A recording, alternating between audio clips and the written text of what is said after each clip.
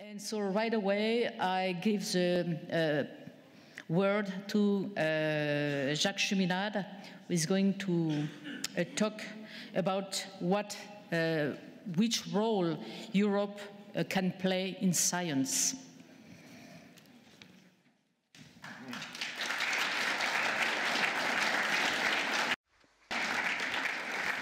Wait before applauding. Can Europe play a key role in science? To answer such a question is quite a challenge and should be one for all of us.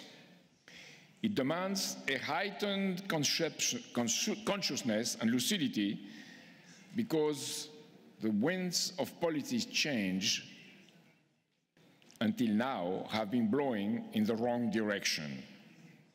The European Union has betrayed the idea of Europe, stifling its historical impulse for creativity. European citizens have been deprived of the possibility of experiencing valid creative discoveries, which represent the most satisfying, exciting, and human joy. We have been depriving of that, especially our young people. European citizens have been, by the same impulse, blocked from acting for the advantage of the other, which is a founding principle of European nation-states embedded in the treaties of Westphalia. We have indulged in selfishness. We have been infantilized by the greed of the markets, the attacks of the oligarchy, and by the images of the medias. Compared to what is happening in the outside world, the win-win concept of the new Silk Road, the ongoing insurrection of many peoples against their exploitation, against their exclusion, and against their failed leaders, compared to the promises of a better world, we are here in Europe, in the valley of the clueless. Not having today the excuse of a military occupation like East Germany had before the fall of the Berlin Wall. The Western Wall is crumbling, and our so-called leaders are blind and blinding most of us. My commitment is therefore to use this speech to take us for a journey outside the Valley of the Clueless. The Valley of the Clueless run by a mutant form of the British Empire, and to take us into the future where our mandate is to build beyond.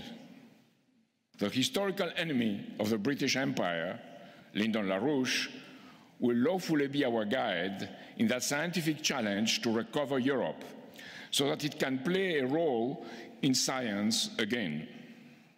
In its present shape, under the European Central Bank of Christine Lagarde and her controllers of the City of London, my answer of that capacity of Europe is as negative as the interest rates Lagarde is committed to enforce.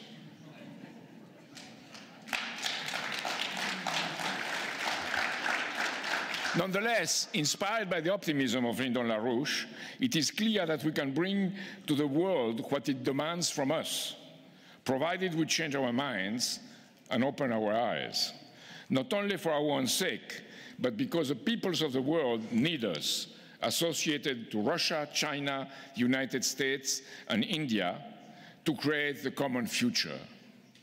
We have to throw our delusions of an independent Europe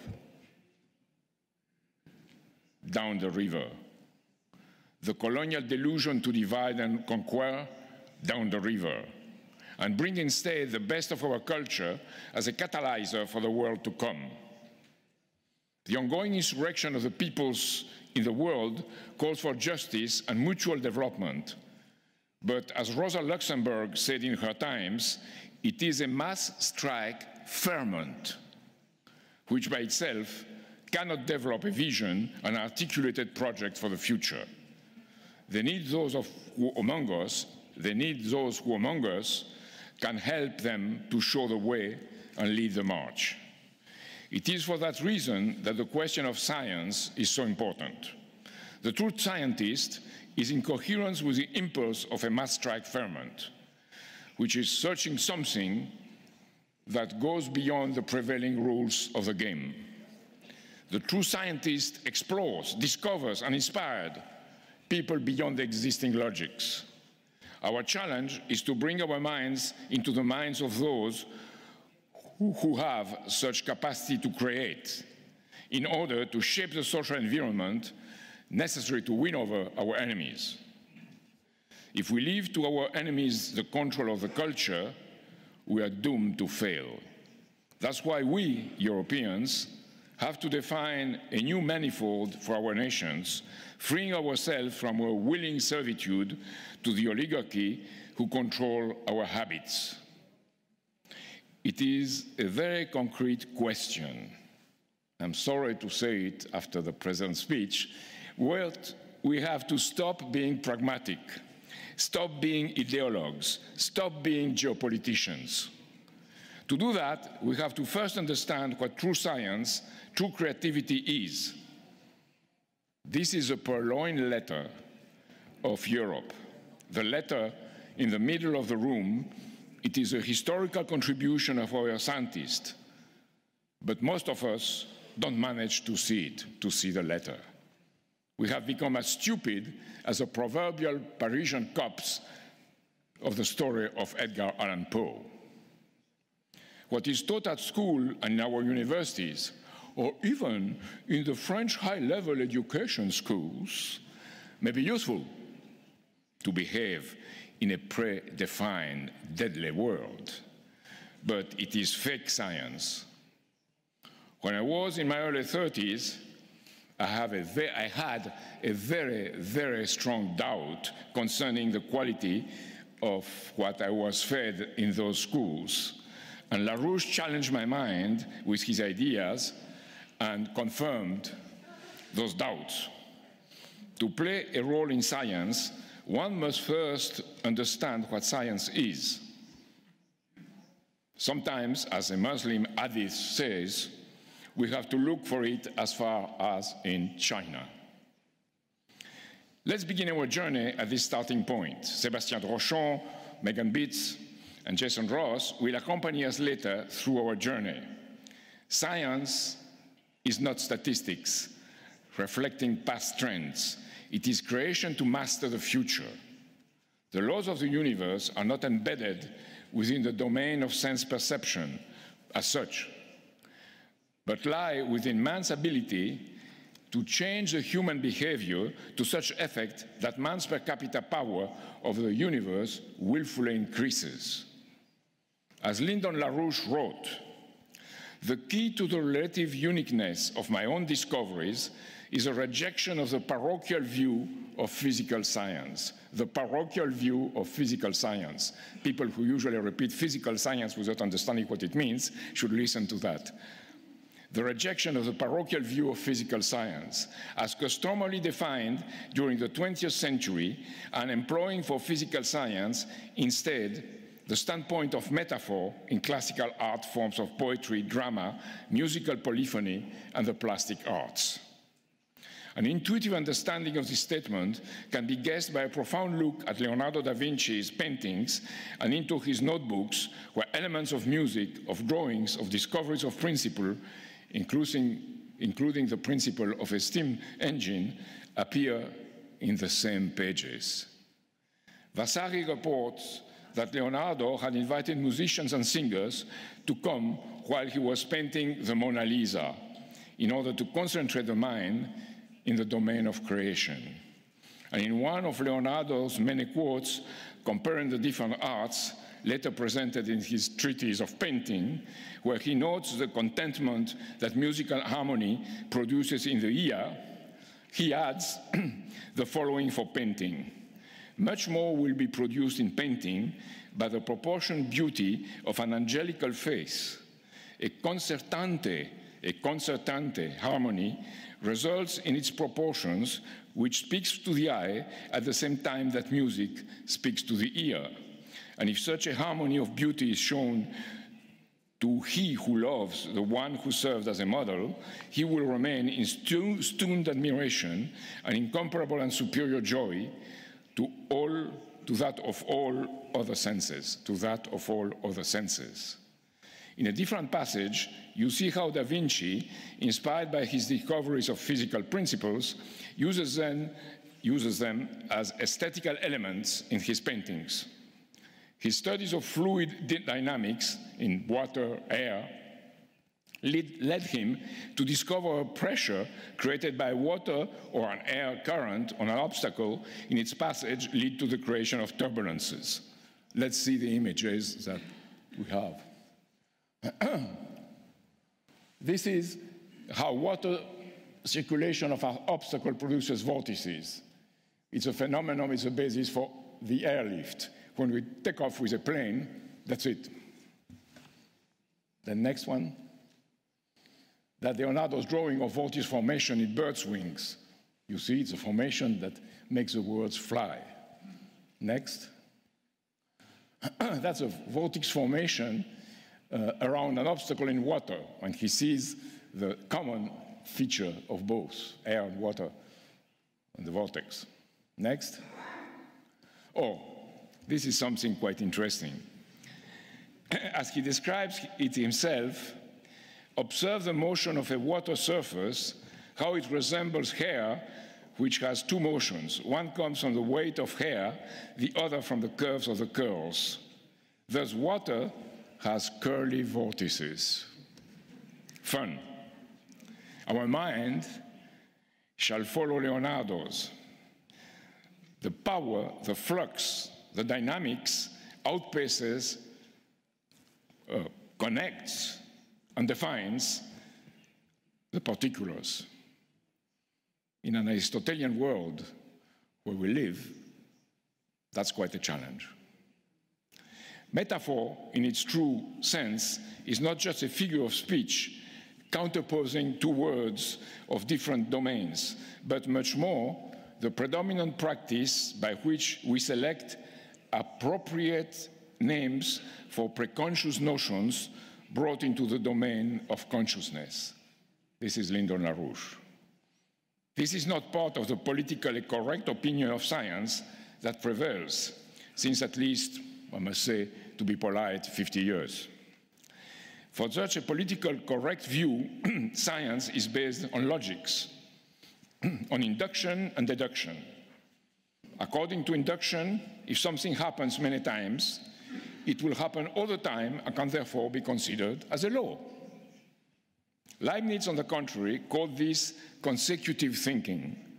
The level of thinking of a poor dog bitten many times, never do it, but it happens, bitten many times, who as soon as he sees a stick, runs away in fear of the proverbial speculator, this is another example, who jumps out of the 50-floor skyscraper and considers that if nothing happened to him during his fall through the first 49 floors, he will be safe. That's a law.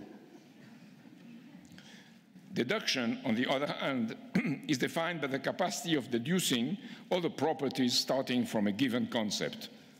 However, deduction can never forecast a transformation of that concept or a transformation of a set of axioms. For example, Aristotle himself defined the economy from the standpoint of a given set of families and slaves and a given modes of production, and deduced that in a world of limited resources, growth had to be limited and population growth controlled, including by friendly relations among individuals of the same sex. The other name of deduction is, of course, Malthusianism, criminal Malthusianism. LaRouche's life was an unstoppable offensive against this culture of death. He relentlessly proclaimed that the cognitive functions within which discoveries of physical principles are generated are to be assimilated also to economic practice and to increases in the per capita physical powers of labor. This subject, he wrote in his work, Science is Not Statistics, The relationship between those distinctive cognitive powers of the human individual's mind and the increase of the relative population density of the human species is a foundation of all my professional accomplishments over more than 4 decades to the present date. He wrote that many years ago. And today, it's for us. This defense of what is human in a human individual is what inspired LaRouche's fight against Bertrand Russell and his intellectual disciples or protégés, Norbert Wiener, the inventor of the information theory, John von Neumann, and paradoxically to prejudice minds, to man's minds with prejudice, his fight against both the liberal von Hayek and Hayek, but I like to say von, the liberal Hayek and the Marxist Karl Marx, in the name of Plato, Leibniz, G.F. Herbart, Karl Gauss, more than often, Lynn, with the polemical method of François Rabelais. The capacity to laugh at evil absurdities of mistakes of composition is unique to mankind.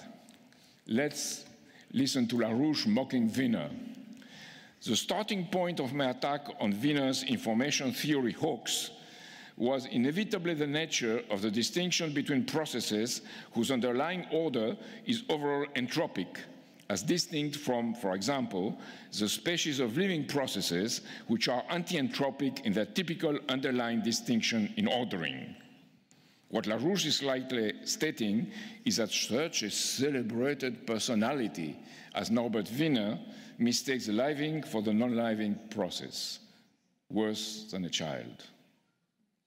Europe, to come back to our subject matter, can only have a role to play in science if it recognizes that science is a means to fight against entropy, fostering gains in the productive powers of human labor, leading to increases in potential relative population density.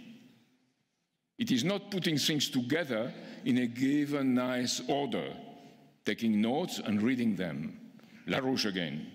The notion of contrast of entropy to anti-entropy lies outside what the ordinary university graduate considers mathematics.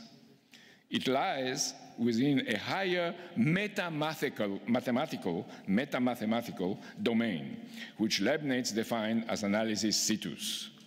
Negentropy, later called by LaRouche's anti-entropy and now by some dynantropy, is a type of ordering that can never be defined in terms of a statistical functions or any other deductive method of argument. An entropic universe would be doomed to death.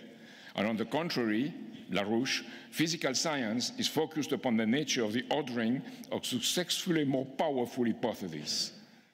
Thus, in this light, science becomes a matter of organizing the mental and related activities of groups of scientists and others around a task-oriented process, a mission, of perpetuating scientific progress in this sense as a series of successfully more powerful hypotheses representing such progress and such process. It means it's absolutely non-linear. This is our mission and our task here now. We urge all of you to join this task for the safety of Europe and for all the good that Europe can and should bring to the world. Let me define now how I see this enterprise, the walk out of the valley of the clueless.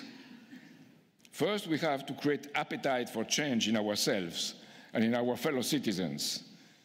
Europe is an old stripling lady who needs a scientific kick in the ass, not kisses in the lips, to awake her from her dream of reason. What world do we want? Do we want to continue to fall in the deadly comfort of a green pessimism, leading to a deep green chaos sponsored by their oligarchs' mentors? Do we want to continue thinking that our sons and grandsons will have a worse life than us or die in brutal destruction? Only 3% of the French think presently that their lives are going to be much better. 3%. 97% think that they are being worse. Only or else are we going to take our true, non-mathematical, anti-entropic history of science seriously and decide to revive it again. For that, we have to define what infrastructure, industry, agriculture, and agro-food industry we need by thinking what the future generations and our general welfare need. We have to think with the eyes of the future and not with the blind eye of the money that we own or can issue. To bet on a real economic future means we must issue credit for advanced scientific discoveries and related economic developments.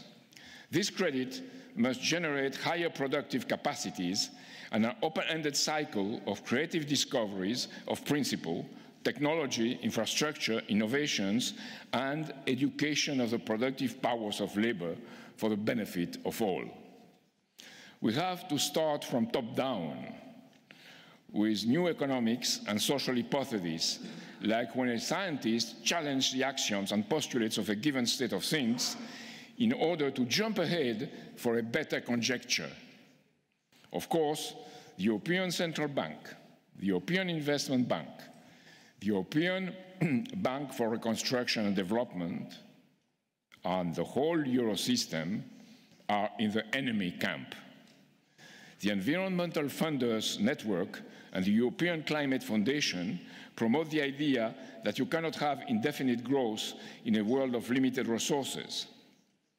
Following who? Aristotle, and the criminal rules of the game of the 21st century associates of the British Empire. Excluding the potential of human creativity, which they fear, their choice is criminal depopulation. No delusion, none of them is good because they are all committed to various shades of entropy. They doom themselves to be criminals. We have to get rid of them by returning to our source of scientific creation in order to mobilize our creative powers and to inspire others. Our project for Europe is that it must play a role in science, true science, truthful science. We have to think beyond the fake Europe, this European Union which must be dissolved. It must be dissolved. And go for enforced modes of cooperation among our nations for a mutual development. The choice is not, however, to go back to the rules of a geopolitical sovereignty like that of the British-dominated World War system, nor to fly forward towards the science fiction of a European or a world sovereignty, which are traps for human slaughter, but in favor of a win-win community of nations committed to the common aims of mankind. The One Belt, One Road initiative of China provides us with a tremendous opportunity to seize on condition that we focus on the long run.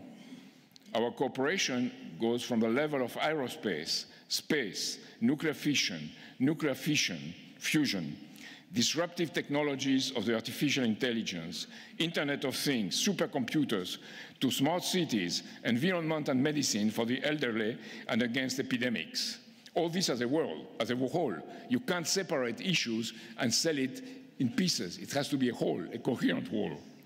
In the future, we should seek cooperation with Chinese enterprises to drive a common global technological development for us in Europe and for the whole world.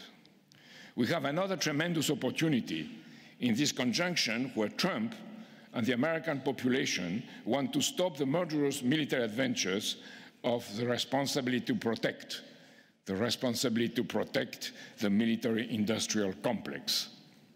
Trump recently denounced it publicly by name, even if we should rather call it military financial atrocity of the British Empire.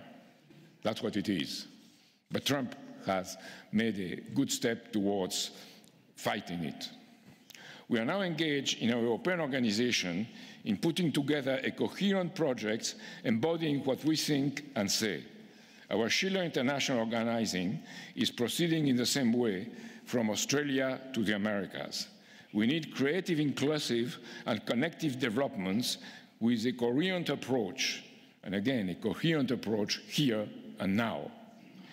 Energy, first. Nuclear energy has to be our common objective, both in terms of building nuclear reactors of the new generations and developing nuclear research reactors. France remains an example, even though we have mothballed this August our fast neutron reactor, Astrid, and that our megajoule testing device for laser fusion, the most advanced in the world with Lawrence Livermore, where we just had a breakthrough, this megajoule testing device is used for military purposes more than 75% of the time. ITER also represents a bid for the future, associating the European Union, China, India, Japan, Korea, Russia, and the United States. We also have to develop thorium molten salt reactors, the MSRs. Germany has fortunately kept most of its research reactors, but it's shutting down its reactors for electricity production, like Italy and Switzerland. We need, therefore, a new Euratom intelligent initiative. Intelligence, to be intelligent. We have among us the best scientists and experts of the world in this area, which should be organized as a scientific task force. Again, it should be coherent. Space, second. The European Space Agency, ESA, has, in cooperation with Roscosmos, a program for landing a rover on Mars, ExoMars 2020. ESA is a proof that an association of European states, in this case with the Russian Roscosmos, can function in the best of all possible ways based on physical projects and not as a financial money bag as European Union and European Central Bank. There is also an association with NASA at the same time in this project for the Moon Project. The European and Western astronauts, together with the Russians, founded in 1985, in the middle of the Cold War, the Association of Space Explorers, to promote space exploration, but also space science and engineering. Humans working in a creative environment and facing the unknown, having to have solutions, to find solutions to the unknown, to the challenge of the unknown, those human beings tend to become brothers because their humanity is enhanced by their common commitment and work. Europe, through the space program, can recover herself and gain a role to play in science.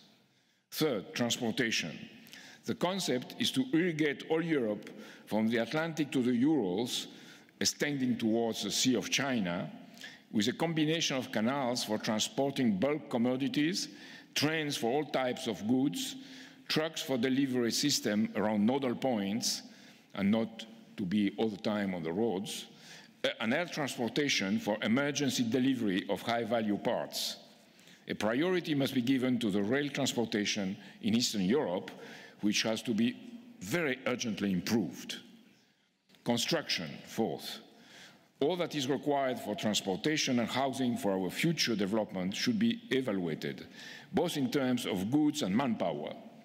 The concept is to integrate the European, Eurasian, and Silk Road networks, the north-south and east-west bridges, connected at the different sites with the Mediterranean, the Atlantic, and the Pacific. Cooperation of European nations for the common development of Africa being the absolute priority. It is in that environment and enhanced by a sense of mission where Europeans play a role in science. The most important point is still to be made.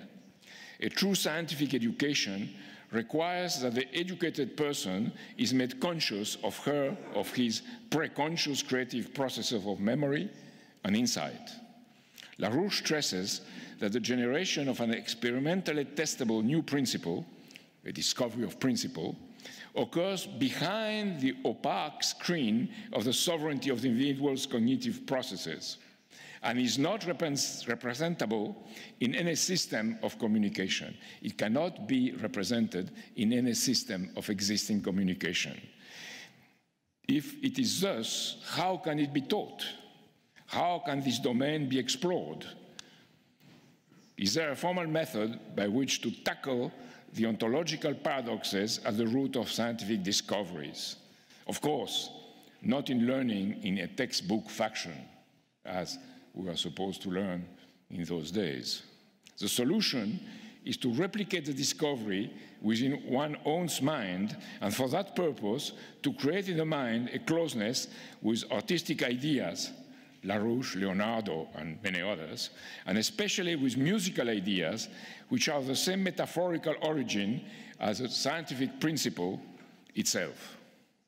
Science is metaphor, tells us Lyndon LaRouche.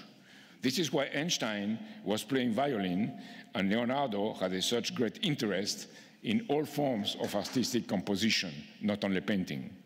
The capacity to discover and assimilate new physical principles is nourished by an exploration of the preconscious domain of the artistic creation.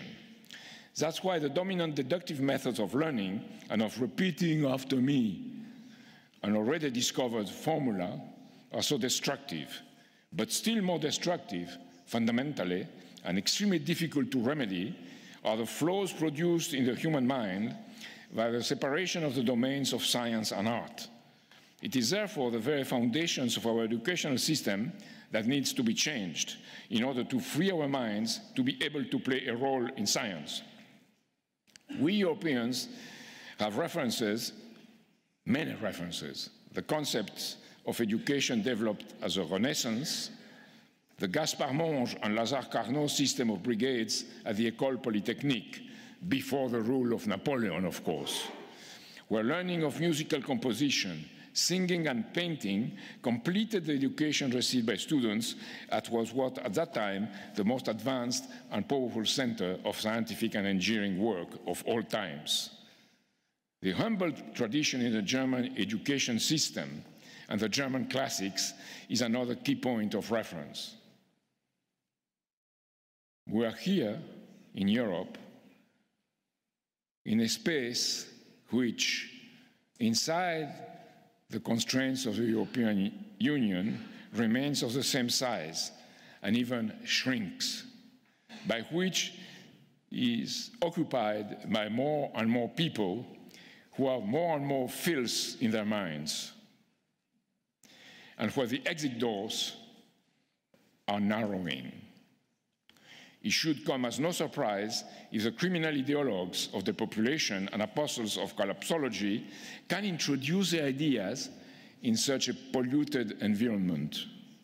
I feel sometimes like Poe's character in The Pit and the Pendulum. Like him, we have an opportunity to seize at this moment of history, provided that we unleash creation in our minds and share it with the peoples that demand a better human life in the whole world today.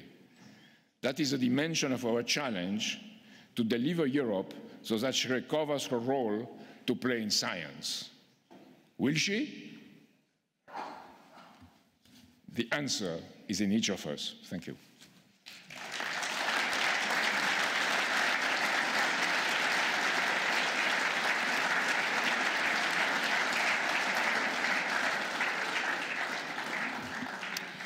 Thank you, Jacques.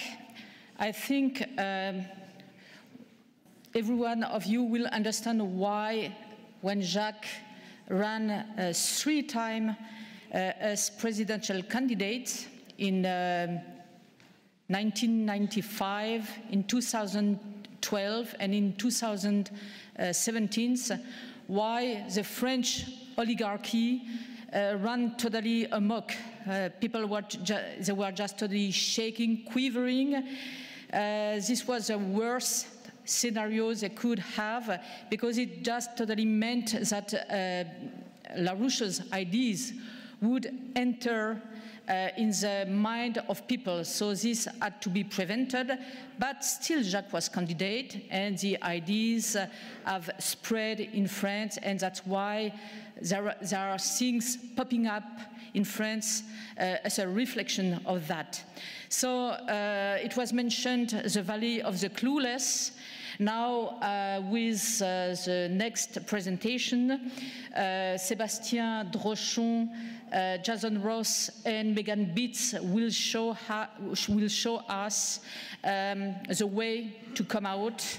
They will show us a method, and Sébastien will show us right now an objective, which is the Moon Village, the next step toward a new era for mankind, which is an objective in itself, but which is also a means to accomplish that. So please, Sébastien.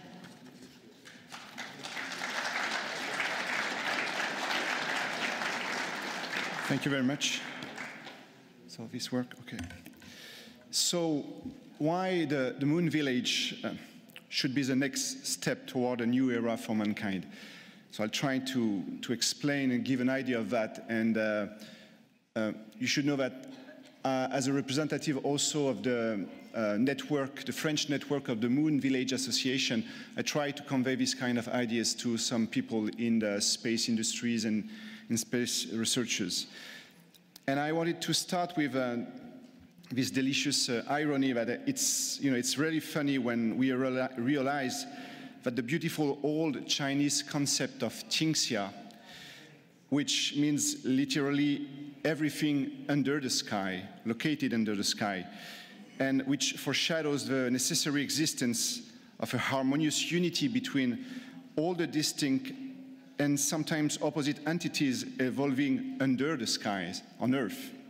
So this Qingxia then will only become possible, realized, by pushing humanity above the sky through an ambitious space program, international space program, that will gather all the nations around the same goal, a common mission.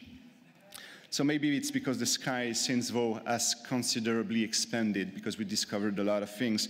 We know now, for instance, that our universe contains more than 2 trillion galaxies, each of them having at least hundreds of billions of stars.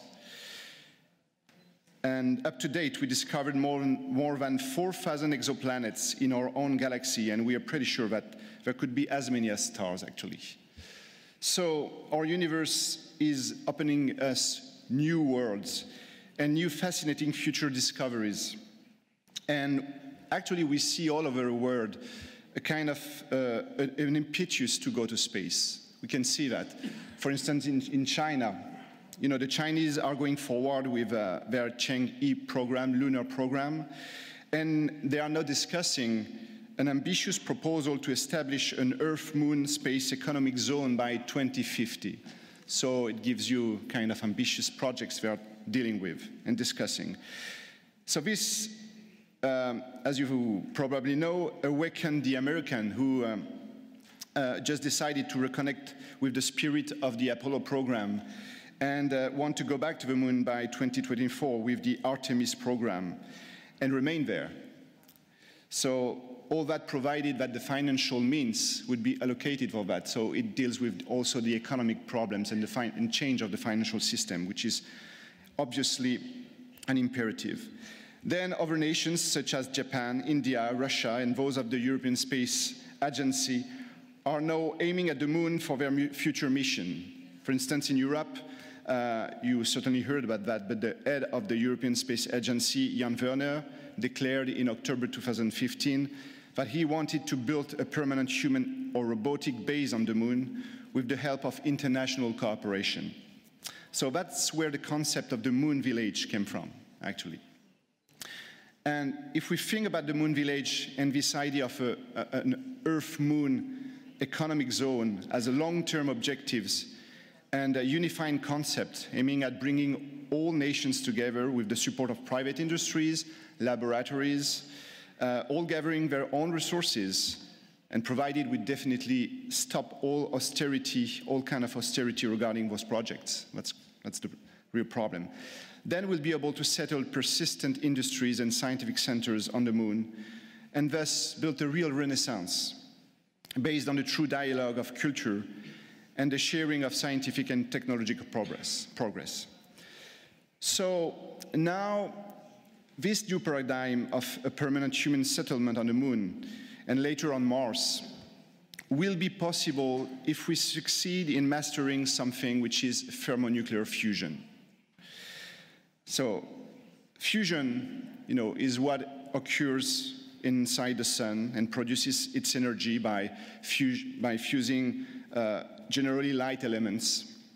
And we know here how to produce it in bombs, but we don't know yet how to control it, really, and produce energy and power from it.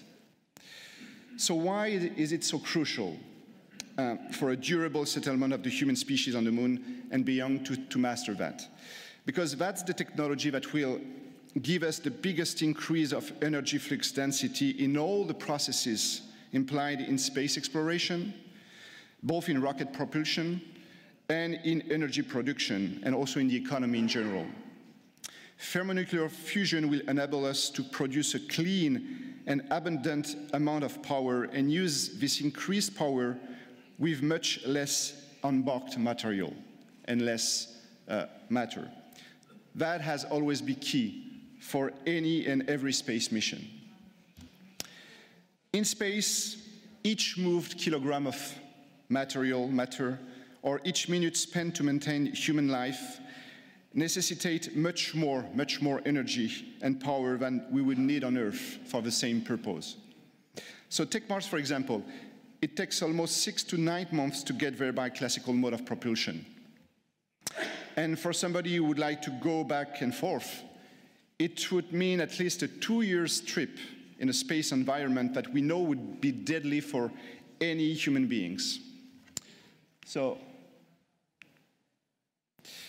with that fusion technology introduced in our space modes of propulsion, we theoretically would have new rockets that would contain the equivalent of millions of classical chemistry propulsion rockets. So it gives you an idea of what density means. You put 1 million rockets in one rocket. That's an idea. So we could use this huge amount of power not in one shot, but gradually, in order to get constant acceleration and reach speeds that we couldn't reach otherwise. So with that kind of rocket, we could go to Mars with a constant acceleration and deceleration of 1 Earth gravity in a few days. So we could have Mars in a few days. So in the United States, the satellites system division of the Princeton Plasma Physics Laboratory has been working for several years on a direct fusion drive engine. This reactor would produce a substantial boost by ejection of particles resulting from a fusion reaction. But again, although NASA showed some interest in those researches, the lack of funding slows down the potential advances in this promising sector.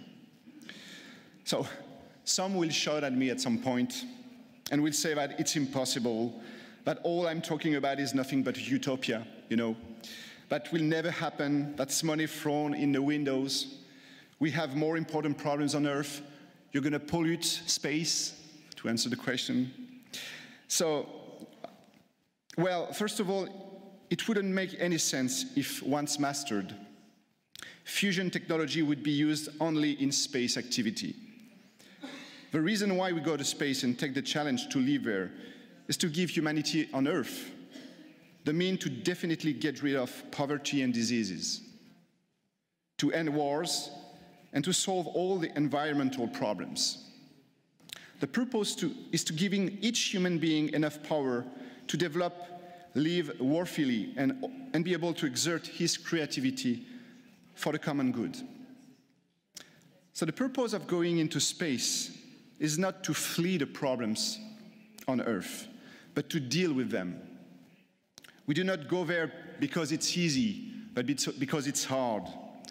And it's the difficulty of getting there that drives us to go beyond and makes us more responsible for the people around us.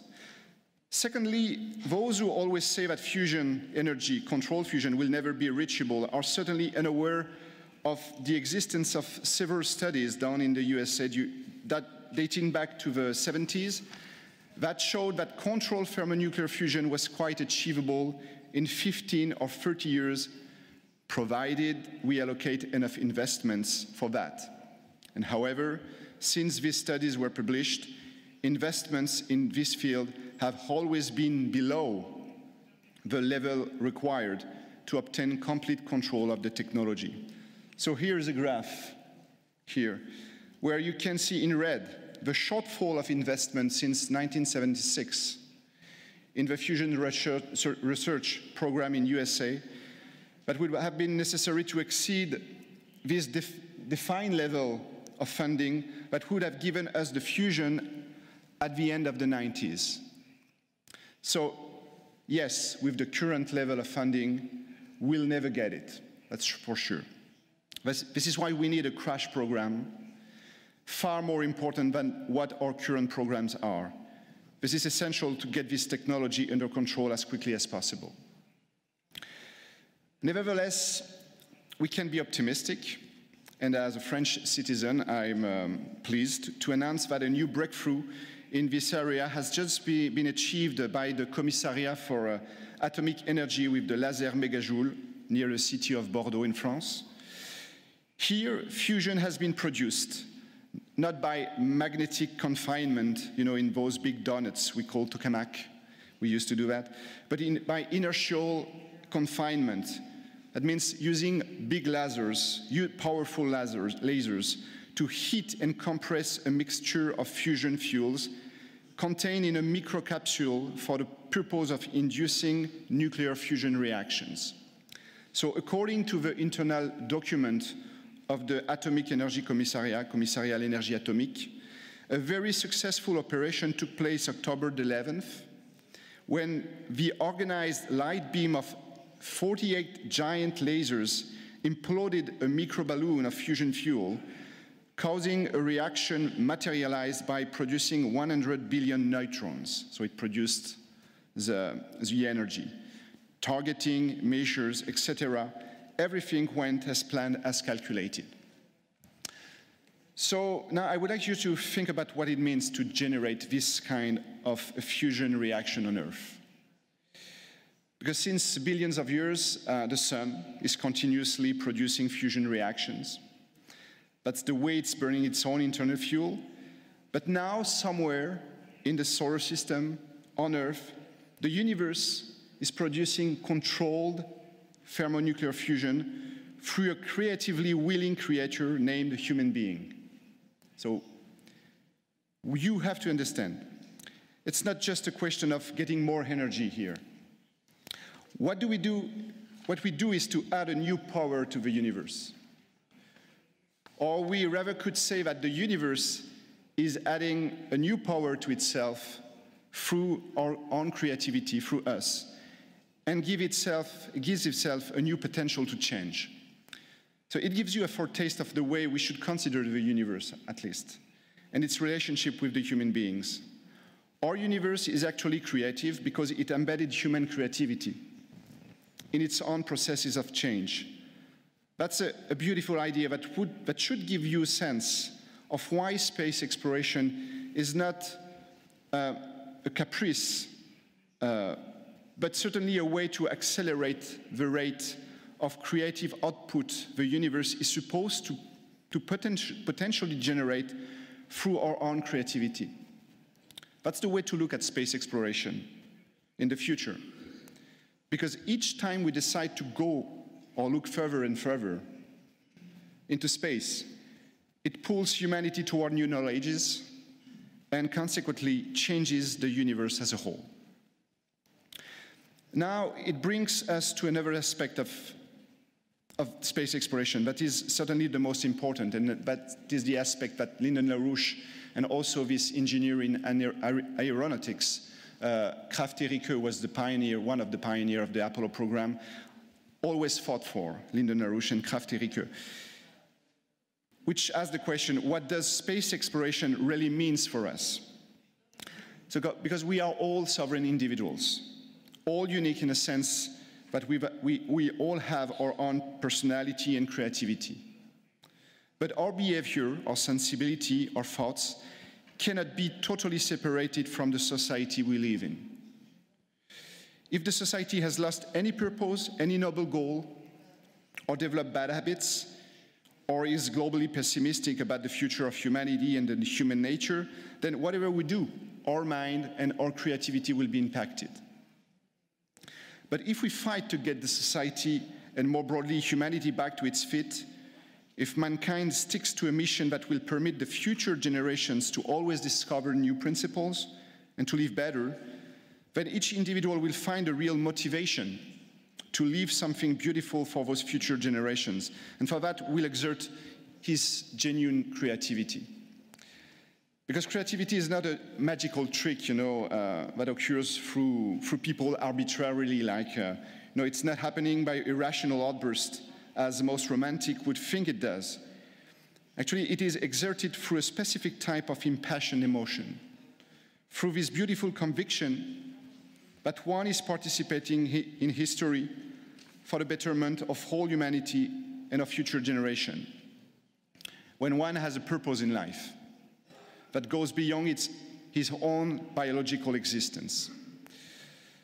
So that's the reason space exploration is so important. That's why a mission-oriented society looking at its own future in space is key to build this new paradigm of peaceful development. And to conclude on this, I wanted to conclude, yes, by quoting Lyndon LaRouche on that. Here what he says. It's in a paper he wrote in 1985. The essence of science is such passion, such task orientation. Herein lies not only the passion indispensable to creative scientific fruitfulness. Herein lies the capacity of the layman as factory operative or other to assimilate scientific progress efficiently, creatively. It is so impassioned task orientation which is the wellspring of great upsurges of scientific creativity and upsurges of the enlarged capacity of populations for, quote, imparting and receiving profound and impassioned conceptions respecting man and nature. The extraterrestrial imperative excites the professional popular view of scientific progress as perhaps no other foreseeable choice of mission assignment might do this. If we wish the highest rate of productivity in laboratories and in production, these benefits will be supplied as byproducts of an impassioned commitment to master all the tasks of the Moon-Mars mission assignment. So we need a goal. This goal should be this Moon-Mars mission assignment, this space exploration, of which the Moon Village is part of the project. So there lies the way through which we realize this real concept of Tingxia. And this is what we have to fight for. Thank you.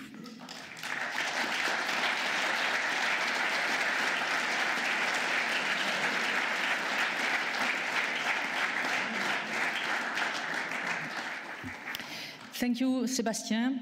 I think you really introduced perfectly the next presentation, and which will be on the LaRouche's discoveries, educating a new generation. And I just add a little word here because I've been working a little bit on the education.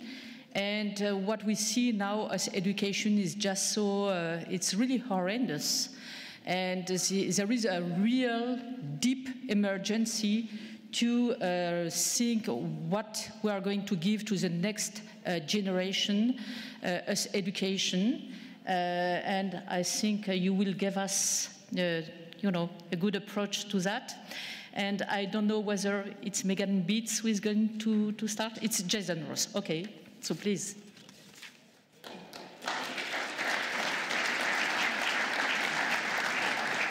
Thanks. So Megan and I will be giving a joint presentation. We're going to start with a clip from Lyndon LaRouche from 2013. Well, the great obstacle to understanding all of this is, in a sense, elementary. The false assumption is that mankind is bounded by death. And that's the false assumption. This has implications, especially when you come to the human being, who is the only creature which presents the solution to this question. And that is, the common belief is that the imagination working within society creates ideas, and then when the person dies, the idea ends. That's the mistake. You could take the case of the human species as distinct from all other species. And the human species is the only species which has a willful role in history. That is to say, death as an act of a mortal death act does not limit the implications of the outcome and influence exerted by mankind as a living creature. Where does creativity lie? It does not lie in what most people think. It lies in the ability of the living individual to create states of existence, that is, the design of states of existence, to forecast what is going to happen. And that's the most precious thing. For me, I grasp that. That's it for everything for me. And that's what we should hope for. Now, the error is the person says that when you die, you end. Well, that's not quite true. If you are a creative person, you are introducing conceptions which the rest of society did not have. And therefore, you keep doing that. And that's how history is made. I think Lyndon LaRouche continues to make history and embodied what you just heard him state in that clip. LaRouche worked in many fields and was best known professionally and politically as an economist for making a unique discovery in the science of physical economy and of using that to make not only forecasts but proposals, to make policies for the world. He recognized that the measure of economic value is not in money, it's in something that's uniquely human. Are we increasing the potential population density of human beings and changing the quality of those human beings? He showed that an improvement in what he called energy flux density, which is the intensity of energy flow as measured with respect to power production, industrial application, or the economy as a whole, is required to achieve progress.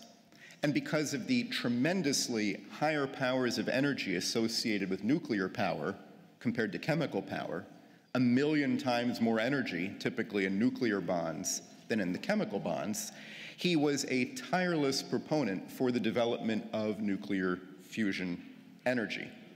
He directed the founding in 1974 of the Fusion Energy Foundation, whose US magazine Fusion reached a subscriber base of tens of thousands of people before it was shut down through a US bankruptcy process that was later declared illegal.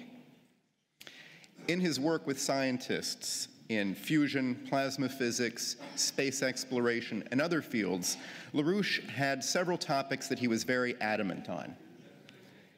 He believed very firmly that truth does not come from the senses. Induction of past events does not lead to a cause. Creating models of observations is not the path to truth. Causes must be hypothesized and demonstrated. Plato is right in opposition to Aristotle. Kepler's discoveries are a key example. LaRouche knew that the human mind is not mechanical or biological. It will not be understood in terms of mechanism or biology, and any attempts to create an artificial intelligence capable of truly being creative are doomed to fail. Machine learning will create useful industrial applications. These applications are very different from people who think that a computer is going to compose a beautiful symphony or discover a new scientific principle. Leibniz is right on this. Quantum mechanics, or the idea of Euclid, that there is a complete system that is finished, LaRouche said this is anti-scientific. Science is not complete. Science is a method of discovery, of thought. It's not a set of axioms. The authority of science is not what do you know right now, but what are you about to discover? And if education does not focus on how discoveries are made, are students being taught to discover? Are they truly learning science?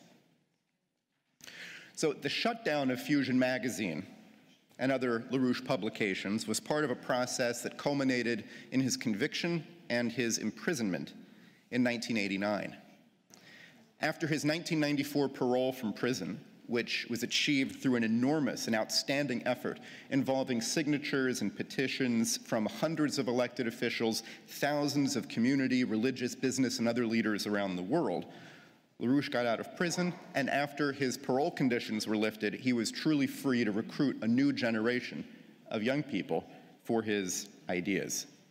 He did this by recruiting people to a process of discovery itself, to form a cadre of competent political leadership among the then rising generation. And as a part of this, he created an educational approach that was far more successful than anything at any typical university, or even an exceptional university. And part of this was through a process that he termed the basement, which Megan and I were a part of. Those are our topics, and for the next section, I'll turn it over to Megan.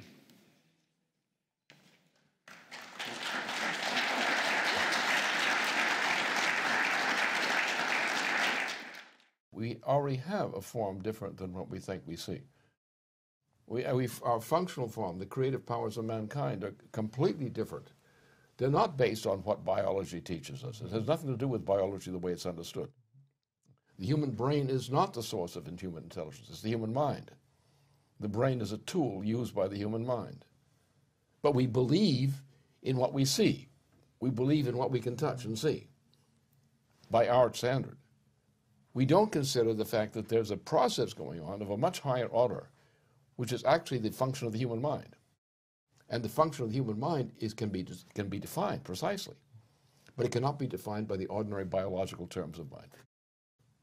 Show me human creativity in a biological system, in the human brain system.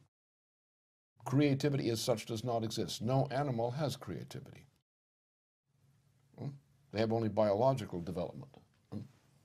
Only the human being, of all creatures we know, has the voluntary capability of transforming the functional nature of a human being. This change in the functional nature of the human being is located in the concept of mind, not the brain. The brain is a tool used by the mind. It's a necessary tool used by the mind, but is not the location of the mind. And it's precisely that problem of failing to distinguish the brain from the mind. The mind is the essential element. The brain is a necessary tool of the mind. Creativity is in the universe. True human creativity is in the universe. What you just heard Lynn discuss, in my view, is one of his most important contributions to science and to human thought generally, and that is the subject of the human mind per se. This concept is one into which Lynn developed increasing insight over the course of his life, and one on which he placed great importance on his work with the basement. The human mind is not produced by the brain. It is not and never will be replicable by computer systems, no matter how complex.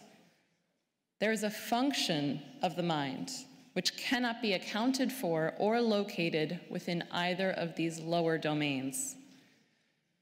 Lynn was convinced of this very early on, as we see in his 1950s opposition to the views of Norbert Wiener, already mentioned here today, whose theory of cybernetics claimed that all human and biological communication could be replicated by computer systems. LaRouche writes of this in a 1993 paper on LaRouche's discovery. Any idea in its guise, either as an original discovery or in its transmission de novo, as it might have been an original discovery, cannot be transmitted as a literal intent of the language medium employed, but only as the intent which reposes in the individual user of that language. The idea cannot be addressed by any formal analysis of the language medium employed. This predicament is a consequence of the fact that any true discovery corresponds to a formally absolute discontinuity in any system of deductive representation previously employed. Relative to language as such, true ideas lie only in the individual creative mental processes of each person participating in the communication. So by that statement, Lynn placed himself in and perhaps at the head of a long line of great minds, from Plato to Nicholas of Cusa, Kepler, Gauss, Riemann, Bach, Beethoven, Planck, and Einstein. All of these important thinkers maintained, either explicitly or implicitly, that it is the nature of mind to generate thoughts, creative hypotheses that are not and could not have been derived from the experience of the senses, but come rather from our own inner conviction, our own imagination. The miracle, to borrow the words from Einstein, is that in some cases these inner thoughts of ours have a correspondence to the way that the universe actually works. They become the basis of scientific progress. On the other hand, what our senses show us, as Lynn insisted, are mere shadows. The seemingly concrete objects that we see, that we hear, that we touch, are they real? Well, yes, in a sense that our senses are reacting to something real, processes acting on our biology which are really affecting them. But is the object that our brains conjure up in response an image of the principle? Perhaps a different way to ask it is, what is more real? The fact that, or the reason why? So let's examine this a bit. A principle of nature is an object, so to speak, an object which lies beyond what our brains, our senses, have direct access to. It has neither size, nor shape, color, nor mass, and yet it has a power to cast shadows, to shape processes of change throughout the entire universe. So how do we come to see the principle? Lynn's philosophical enemies, Aristotle, Paolo Sarpi, Newton, Descartes, D'Alembert, Laplace, Euler, and Russell, said, "You can't." It is meaningless to ask such a question, because the human mind is an epiphenomenon of the brain. It is nothing but a blank slate, which over time is written upon by sense impressions. And then all that we can do is use logic, mathematics, to describe the relations among the sense perceptions. And sometimes, if the relations are consistent, we set them down in laws, like the second law of thermodynamics that Lynn had such joy in refuting through his entire life. But that evil view is one which relegates man to the status of a clever beast. On the contrary, Lynn insisted that the human mind does have the power to know principles, not via our senses, not via logic, but through leaps of hypothesis, an action in the imagination, in the mind, which is prompted not by the senses, but by the contradiction between sense impressions. And I want to give you an example that Lynn used often, especially around the Kepler project, which he assigned the first two basement teams, which I'll discuss later. And that is the contradiction between sight and sound. Johannes Kepler made a hypothesis, a first hypothesis, in 1596 of the universal principle governing the solar system. And his hypothesis was one of the structure of the planetary orbits, or the reason that each planet took its particular distances from the sun and not other ones. Kepler said that this reason was coherent with the principle expressed in the geometry of the 5 Platonic solids. This is a principle of the organization of space, which is accessible to our sense of sight.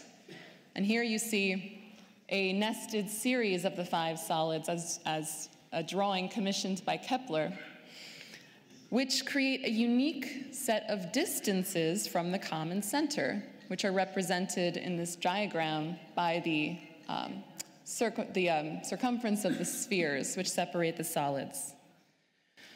Now, Kepler, who was 25 at the time, knew that although the proportion of the planet's distances matched those dictated by this geometric principle very closely, they were not a perfect match. There were discrepancies. He also knew that his idea, already at the time, that the sun was the cause of the planet's motions, needed further refinement. Now, it took him nearly 25 years to make that further refinement. In his last major work, The Harmony of the World, Kepler demonstrated that the distances of the planets, while still reflecting the geometric ordering principle, are not the primary parameter. Rather, the distances are a function of the planet's motions. And the reason that the planets take the particular motions that they do is because, as a system, the planet's motions reflect the same ratios as those found in the developed major-minor musical system, a tempered system later demanded by the compositions of J.S. Bach. That is, each planet's changing motion corresponds to a pair of notes in the major or minor musical scale, a principle of the organization of space accessible not to our sight, but to our sense of hearing. The planet sings its pair of notes in harmony with itself and with its neighbors, and it makes slight adjustments to the tuning, just as a choral singer must, in order to be in tune with the whole ensemble. This tuning is a physical process which cannot be represented in a fixed mathematical system. But if you ask any singer in a chorus or any orchestra musician, it has a definite, knowable existence. So what do these two incommensurable but overlapping domains of sight, as we see in geometry, and sound with musical harmonies tell us?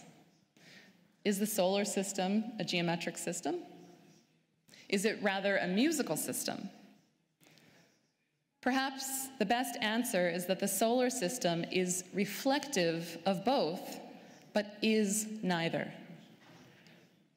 The way that Kepler resolves this is by putting himself, and hence also you and me, in the shoes of the creator.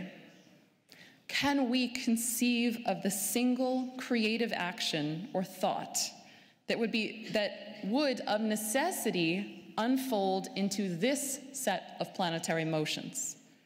Can you think the thought of God, something which cannot be seen but only experienced in the mind, which must be casting this shadow into the physical universe? Kepler's new hypothesis, which we today name universal gravitation, has given mankind incredible new powers over the physical universe. The human mind, as a unique category of creative process, which uses the brain as infrastructure, can develop new ideas which resonate with the universe in such a way that we increase our abilities within it. This, upon which Lynn put primary importance, is the basis of science, of poetry, and of economics, as we'll hear from Jason.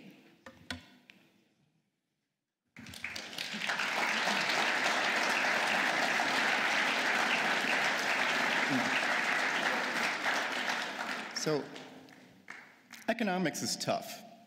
When you systematize an economic system, you eliminate the ability to represent growth. But science, being the key to our human ability to change how we live from generation to another, is fundamentally illogical or unrepresentable in a certain way. In the 1993 article that Megan had quoted from, LaRouche describes his central economic discovery and his creation of what he termed the LaRouche-Riemann method. He wrote, the central feature of my original contribution to the Leibniz science of physical economy is the provision of a method for addressing the causal relationship between, on the one side, individuals' contributions to axiomatically revolutionary advances in scientific and analogous forms of knowledge, and, on the other side, consequent increases in the potential population density of corresponding societies. These discoveries were initially the outgrowth of a 1948 to 1952 objections to the inappropriateness of Norbert Wiener's application of statistical information theory to describing both the characteristic distinctions of living processes and of communication of ideas. I countered with a contrary, non-statistical definition of negentropy, which he later called anti-entropy. That was the initial core of my discovery up to the year 1952. Yet up to that point, the appropriate mathematical representation of such a form of physical economic negentropy was still wanted.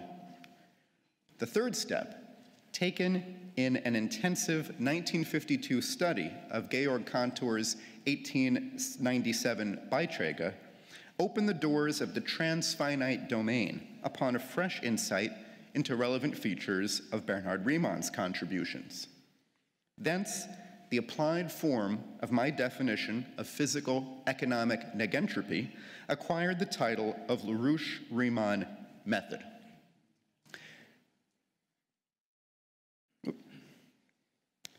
So, we've heard a little bit about Norbert Wiener today. Norbert Wiener was the author of Cybernetics. And what was he so wrong about? And how did that error pave the way to LaRouche's reconceptualization of the economy from the standpoint of the physicist, Riemann?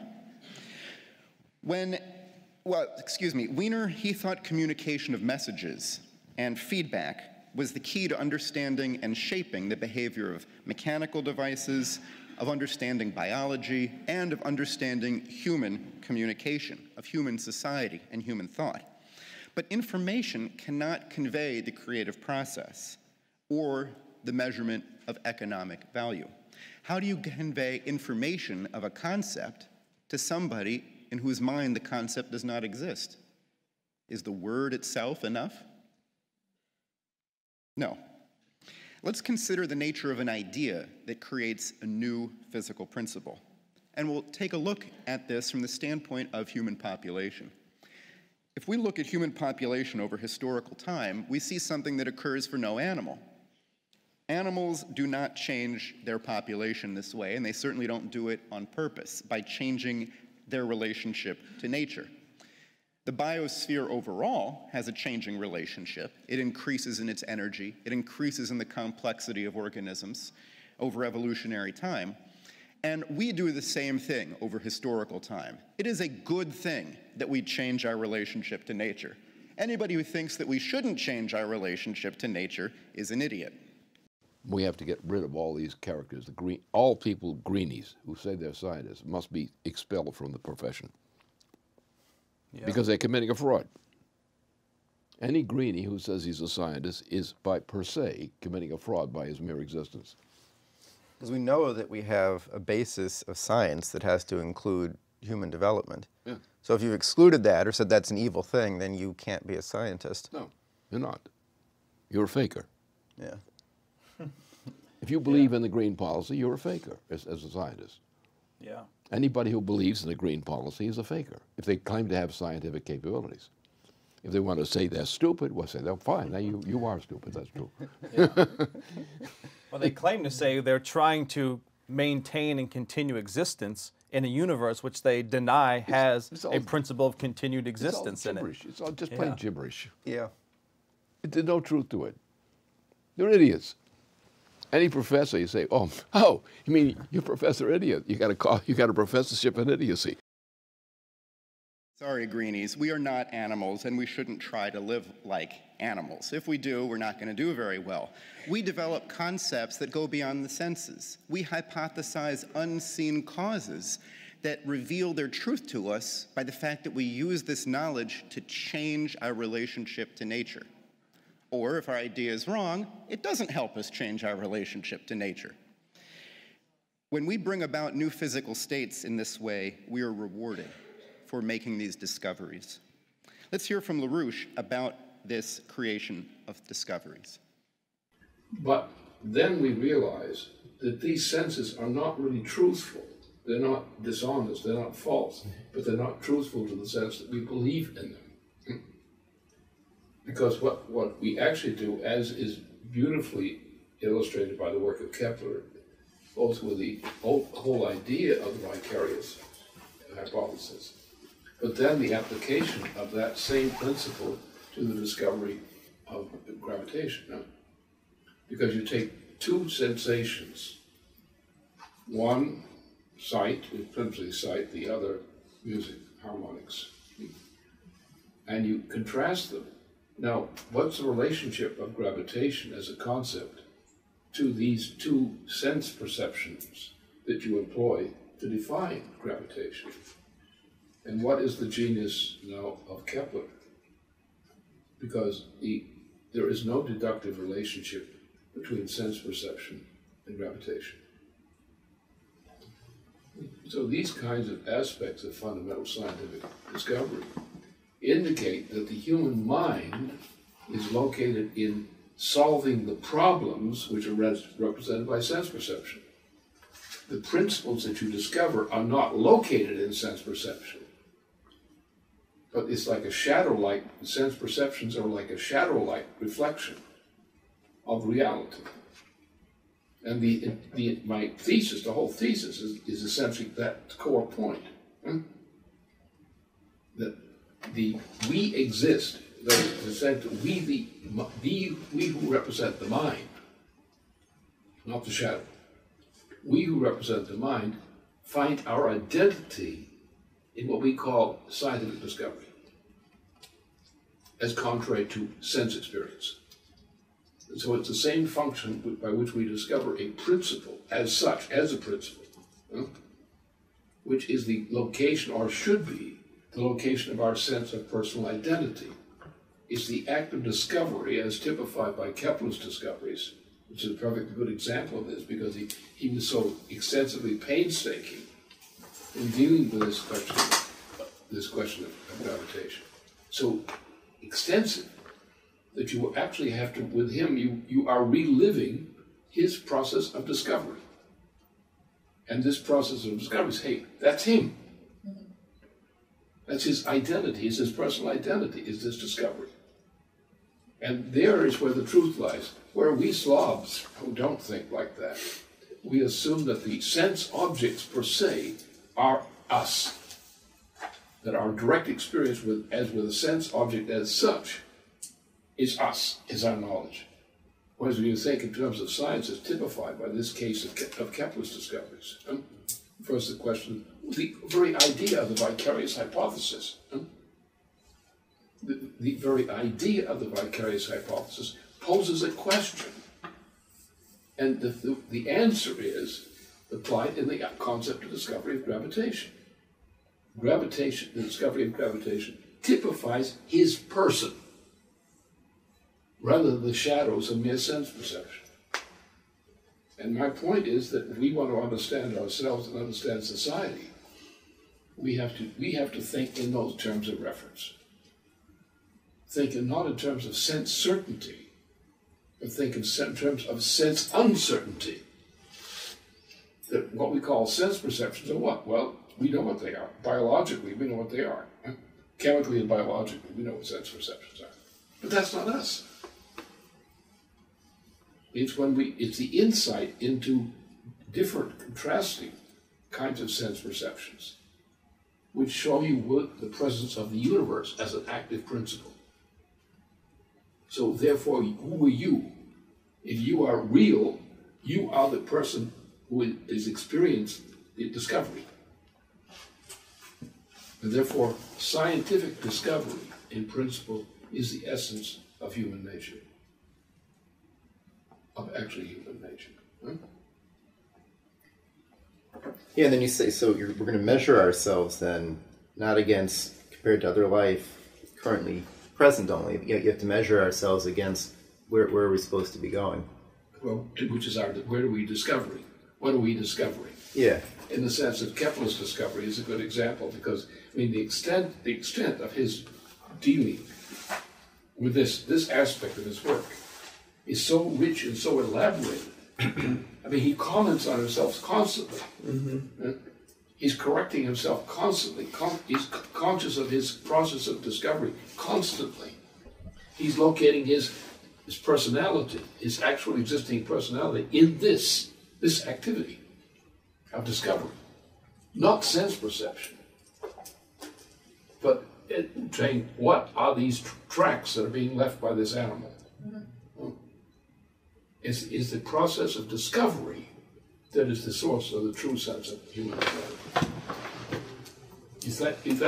That meaning of creativity is the definition of man as a creative creature. And by people going around measuring things in terms of sense perception and saying sense perception is sense certainty is where the great error occurs. It's how people stupefy themselves. When you take the case of Kepler's discovery of gravitation, then you take all these shitheads who, take Newton or some other crap artist, or that collection of crap artists. Mm-hmm. And you're seeing what the problem is. It's a moral problem, essentially. Mm-hmm.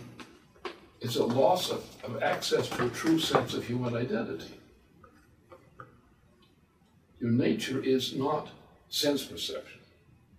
Sense perception is the footprints of the animal. It is not the animal.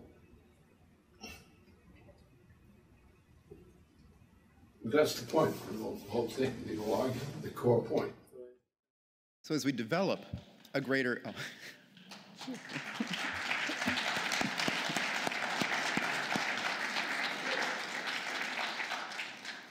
So as we do this, as we go beyond the senses, recreating the past discoveries that are our common human heritage, making new ones, as we're doing this, we have to create a new language through the process of metaphor, as described earlier here.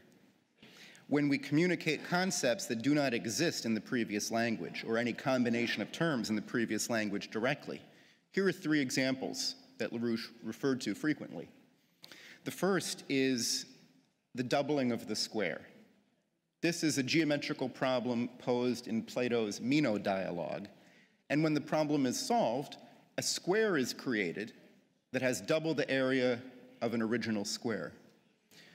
If you ask about the size of this square, how large the length of its side is, you wind up with a number that you can't express. And the invention of a new language, you say the square root of 2, when fractions don't work. The world of fractions is not enough to describe this simple geometrical construction. So a mathematician might say, therefore it is impossible, whereas somebody doing something physically said, but I just made it. You have to change your system if you can't understand what I just made. You can't be stuck in the past. Or think about the work of Lavoisier and Mendeleev in redefining and advancing chemistry. Lavoisier said that he wanted to recreate the language of chemistry because it made very little sense. Mendeleev went beyond this and developed a whole new theory. When they did this, they found that the previous language was insufficient. The language of physical properties, like color. So coal has a color. Diamond has well, it's clear. It almost doesn't have any color. They're definitely not the same color. They have different hardnesses, different densities. But to Mendeleev, they both partake of something that was new, a chemical element called carbon. Carbon does not have a hardness, a color, a density. Carbon doesn't really have any physical properties. Mendeleev had to develop a new language to describe what he was creating. Or think about the communication of a discovery.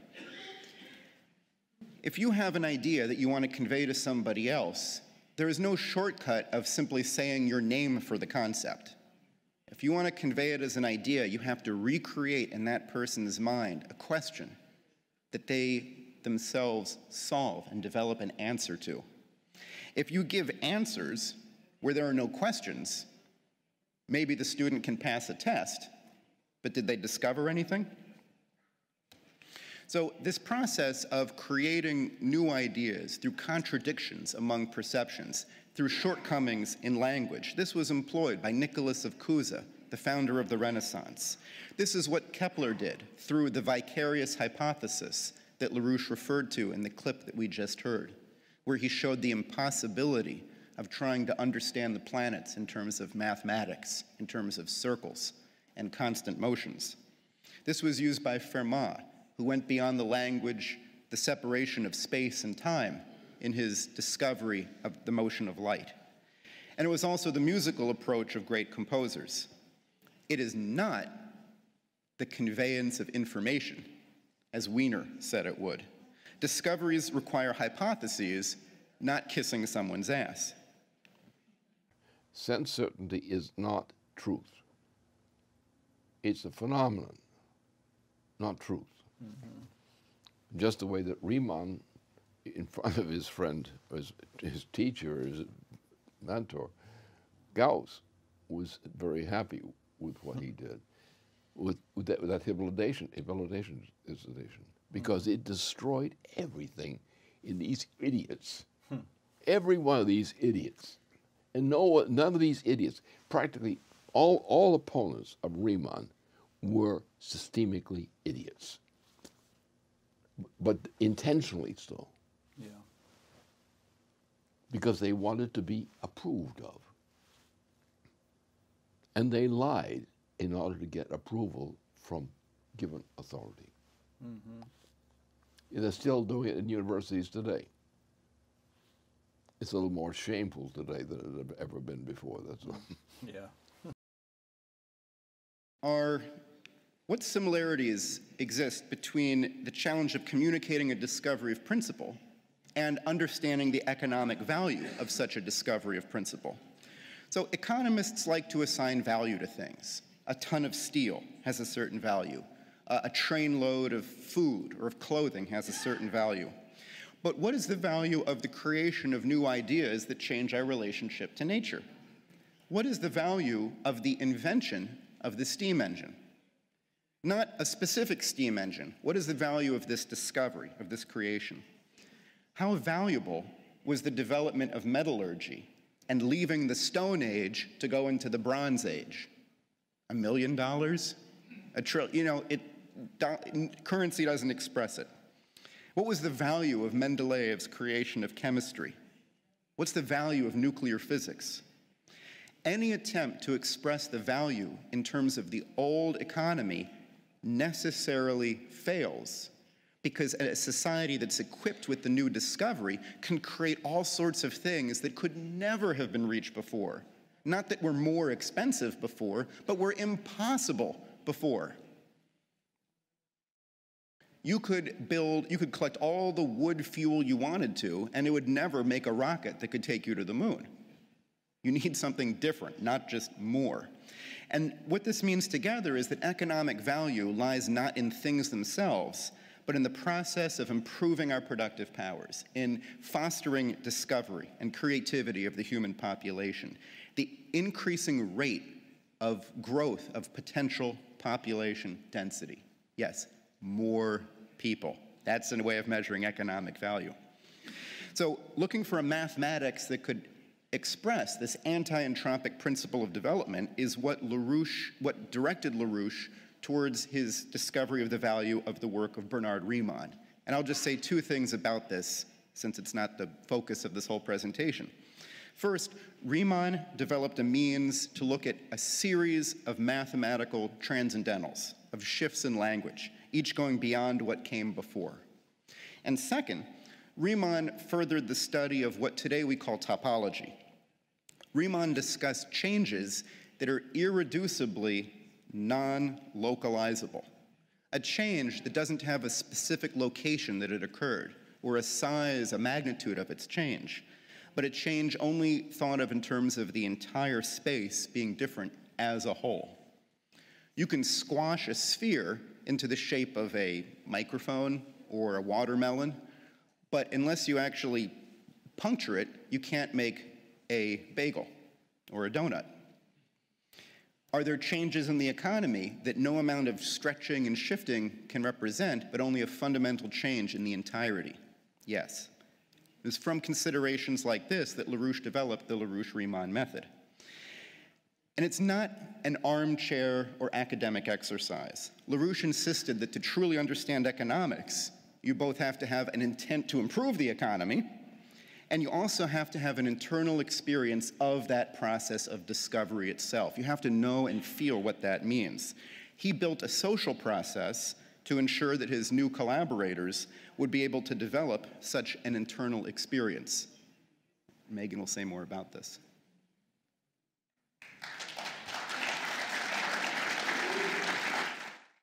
So we're getting into a new generation of a new generation, a new generation of the young adult generation, in which we are attacking by this method, beginning with the case of Kepler, which is what we're doing essentially. We're replicating the core of Kepler's discoveries as something to be re-experienced rather than described. And the team of 4 odd here are working through the new astronomy for this particular purpose. What we're trying to make aware, make conscious, is that the universe is not run by mathematical formulas. A mathematical formulation may be useful, but it's only a crude approximation of the shadow of an actual scientific idea. One of the problems we have in modern reductionist thinking, especially since the 1920s, increasingly, but even more emphatically since the end of World War II, science has been destroyed, not only but around the world. The people we work with, the people we're in touch with, or their corresponding people we weren't directly in touch with, but indirectly in touch with, in the Fusion Energy Foundation, represented the last competent generation in practical scientific work and conclusions, which we've had so far.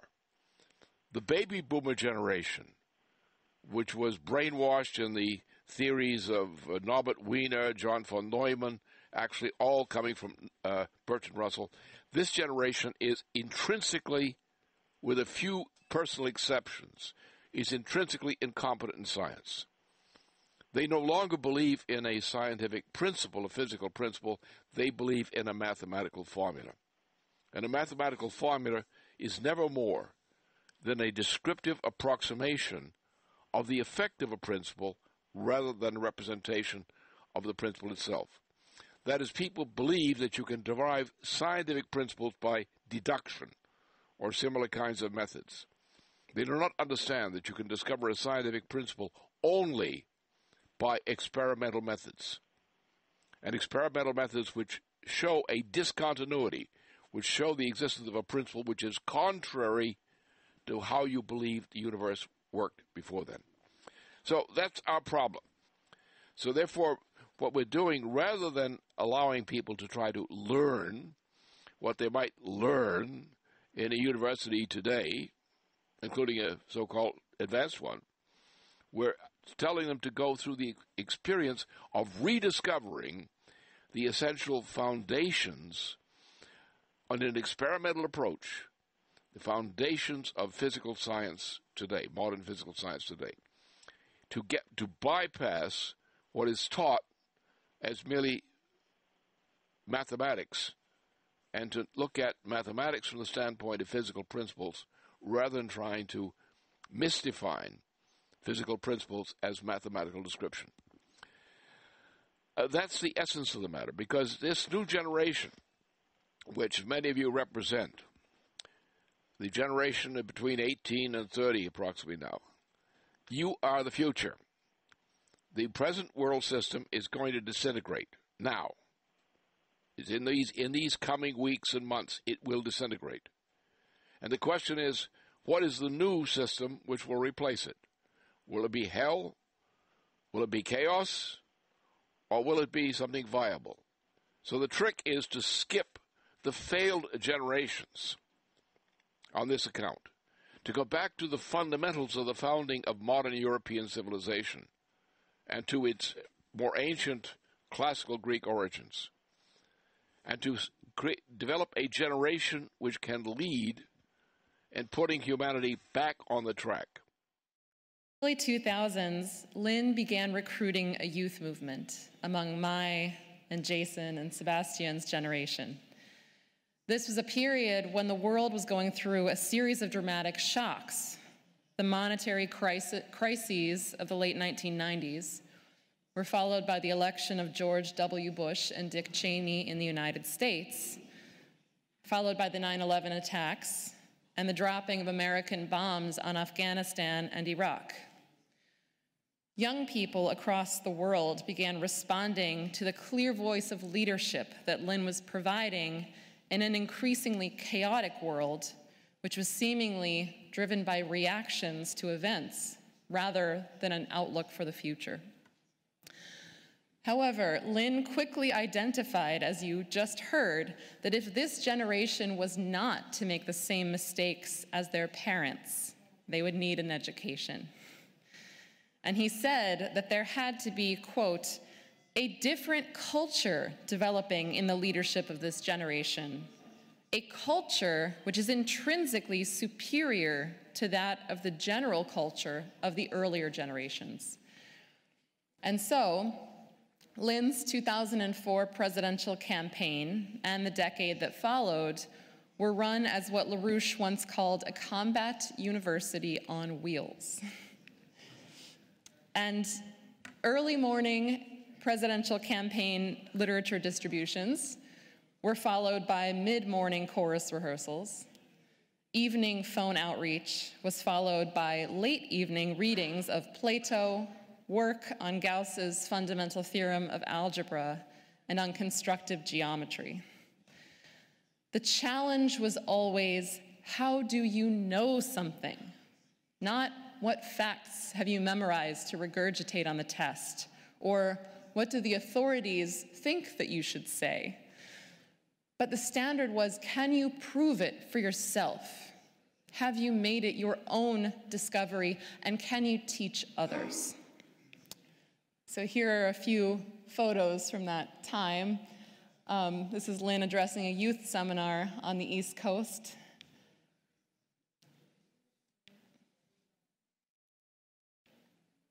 Here we have some of the work in geometry, experiments in electricity, and work of the chorus.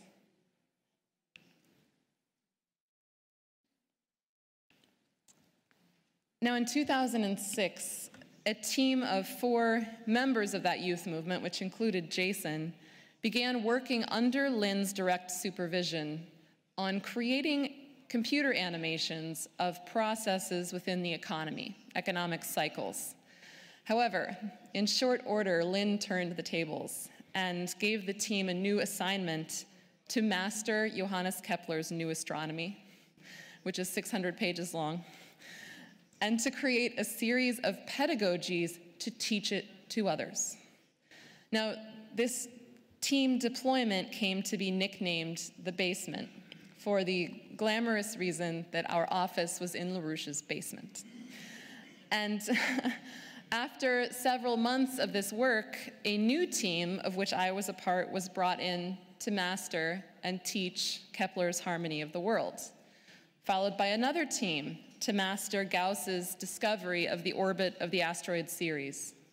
And another team followed, which was initially focused on the work of Bernard Riemann, which had been so central to Lynn's own discoveries, as you just heard.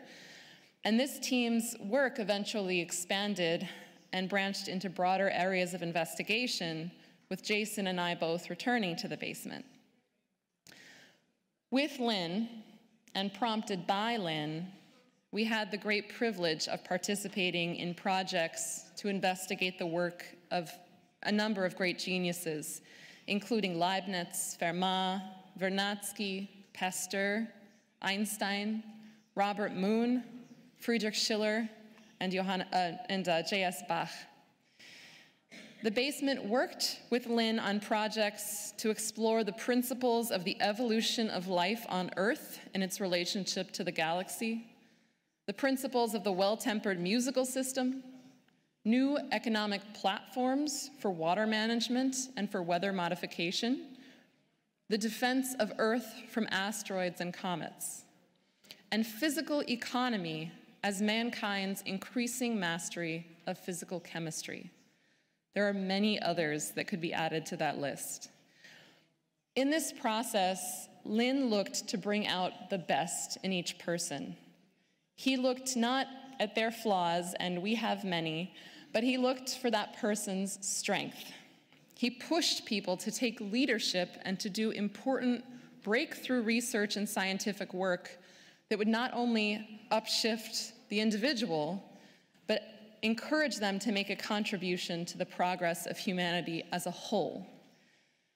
Now, at the same time, Lynn emphasized the importance of the social process, the discussion process, which would often yield much more than the sum of its parts.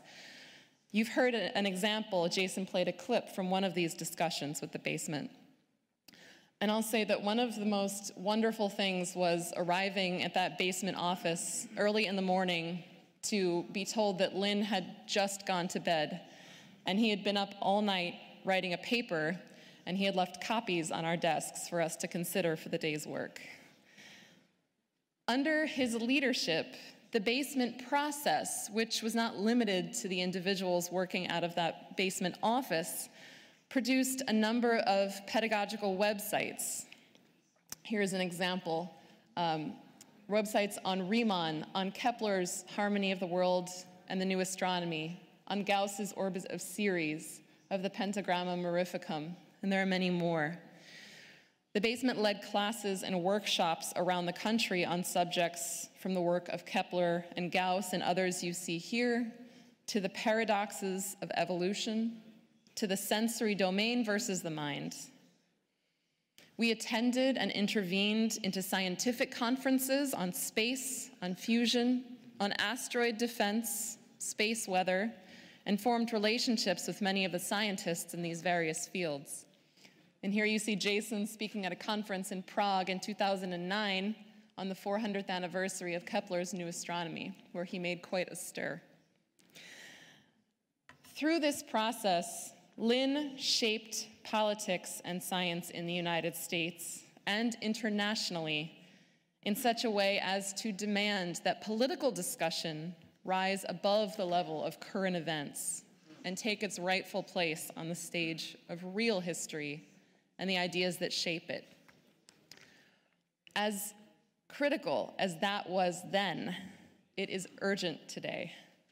And with Lynn no longer here in person, this places a great challenge and a great responsibility on all of our shoulders, which Jason will tell us about.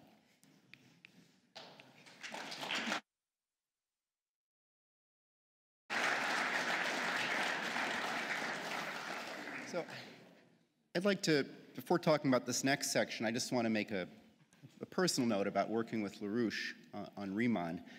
When I came back to the basement to work as part of the Riemann project, I was really having a very tough time in my life.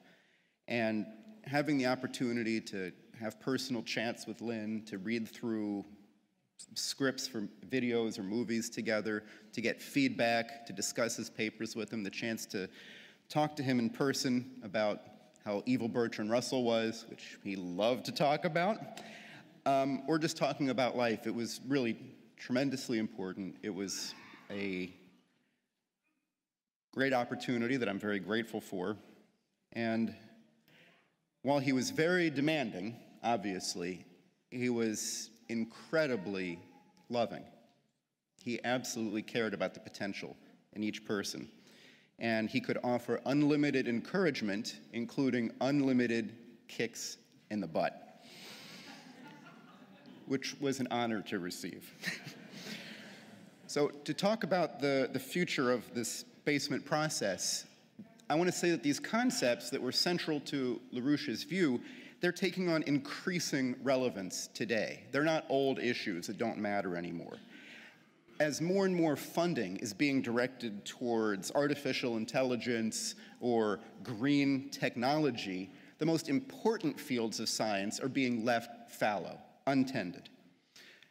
As Sébastien had shown, with the chart focusing on the bottom graph here, the level of funding for nuclear fusion has been below the level known during the time of the Fusion Energy Foundation to be so low that we would never reach fusion. And indeed, we haven't. It's been deliberately choked of investment. It's been killed. Think about how the word science has become almost meaningless, or in fact means the opposite of what it should, in the way that it's been taken up on climate hysteria, where people are told, instead of discussing actual matters about physics or anything, people are just told the science is settled. Scientists all agree with this. When Kepler proved that the planets move in ellipses, what if everybody told him, no, the science is settled. 97% of astronomers say that everything is a circle. Authority is not truth. Yet that's what we're told today on this global warming stuff. We're being told to commit suicide in order to appease large groups of children, half of whom maybe failed their physics test, who are walking out of school trying to say that they know how to run the world. They're being put in a bad position. Also, fakers or simpletons like Yuval Noah Harari, Richard Dawkins, Sam Harris, Greta Thunberg, Neil deGrasse Tyson, they assault our minds with religious-like ideas about how the mind is nothing but a computer, and that we've proven this with science. Think about economics. The need for an economic shift, which has got great potential through the Belt and Road Initiative, this need has never been greater in Europe, in the United States, around the world. LaRouche's economic breakthrough must become the basis of policy making. As Natalia Vitrenko said earlier today, this should be taught in all the universities, both LaRouche's economic method and his method of education in general. Meanwhile, the beautiful birthright that we all share, this history of discovery, is denied us. It's left out of education. You learn a formula instead of the discovery that led to it. That's not living thought. So how are we going to make things right? We've got to uproot so many of the axioms that exist today. The errors in policymaking, they're not temporary, they're not cyclical, they're systemic. There's a system of thought that's wrong. Think about these axioms. Resources are limited. Many people assume resources are limited. Also, what is a resource? There's an axiom that there are things that exist out there. Oil is no resource without the combustion engine. Uranium is no resource, not a useful one, without the discovery of nuclear science. We create resources. Animals do not. We create resources. People believe in the second law of thermodynamics. LaRouche says it's unconstitutional. It should be repealed. It's a legislative law. It's not part of the universe. The universe is not entropic. It's not winding down. It grows. We're a part of the universe. We develop new forms of power, new forms of insight. People believe that logic is the same thing as reason. I'll tell you something. The Vulcans never would have made a spaceship. Okay? Spock couldn't have discovered anything because no discovery is logical. Logic is not reason. And then the religion of environmentalism, that any change that we make to nature is probably inherently bad just because we made it. We are awful sinners, and anything we do must be wicked and against the order of nature. Did you use a straw? Shame on you. How dare you? So what we should do is... Right, yeah. So I was gonna say Greta is not the Pope, but unfortunately the Pope seems to agree with her. So we should engage in working throughs of LaRouche's concepts. There's a vast treasure trove of this material that we're, as Helge had mentioned, organizing and pulling together in a systemic way. We should create an educational movement among young people, create an educational system that we can be proud of, that creates geniuses, that creates thought. And of course, we need to implement these policies. We need nuclear fusion. We need to collaborate on space. We need to develop nuclear desalination so that we no longer worry about not having enough water when there's plenty in the oceans. So, we need to organize new things, drawing on the past insights from LaRouche, from Kepler, from this movement, from wherever we find them in all the cultures of the world. And we're going to conclude our presentation with an excerpt from LaRouche from 2007, which I think is still valid today. And it's in that part of our life, in our determination to express that into a future which exists beyond our death. That is the meaning of human life. And the problem that you have in your generation, you are young adults, where an older adult generation has failed existentially. There may be individuals in the older generation who have not failed, but the generation as a whole, especially the white-collar generation, has failed. They failed catastrophically. Your job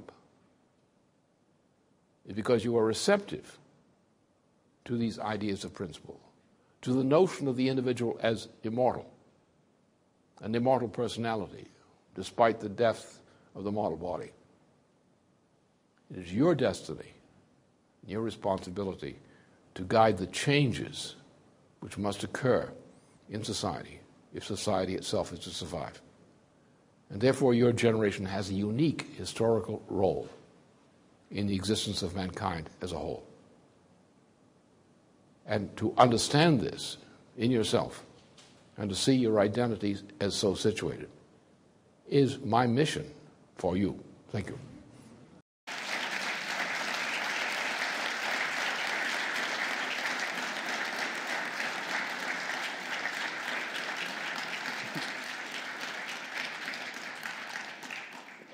And so I think we should all commit ourselves not to kissing ass, but to kicking it, and to take up the mission of LaRouche ourselves.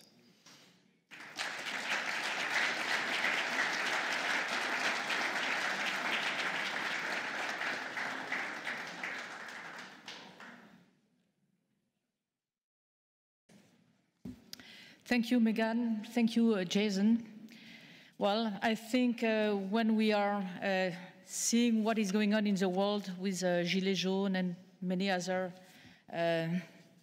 turmoil in the world, it's clear that this principle of education is very important for those people, but it's really the real challenge also for the new generation. And I guess there is a lot of young people here, so they have here a beautiful challenge to take in their heart. So now, before the question and answer period, we will just have a little time, 3 minutes for a video, which is by Dr. Gromer. He's from the Austrian Space Forum in Salzburg, and he has worked on, I don't know what it is, I must confess, analog astronauts. And he developed a space suit for Mars. And so he has also a TV program on Austrian TV. And he will be speaking in German, but you can follow the translation. And after, we will start the question period.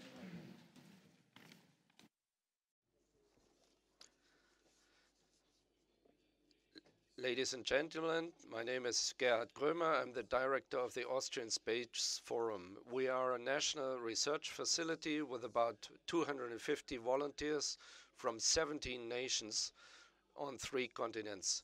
We are a group of researchers, the Vedavatas, who are working on a very exotic technical project, namely a future journey to Mars, or precisely a manned journey.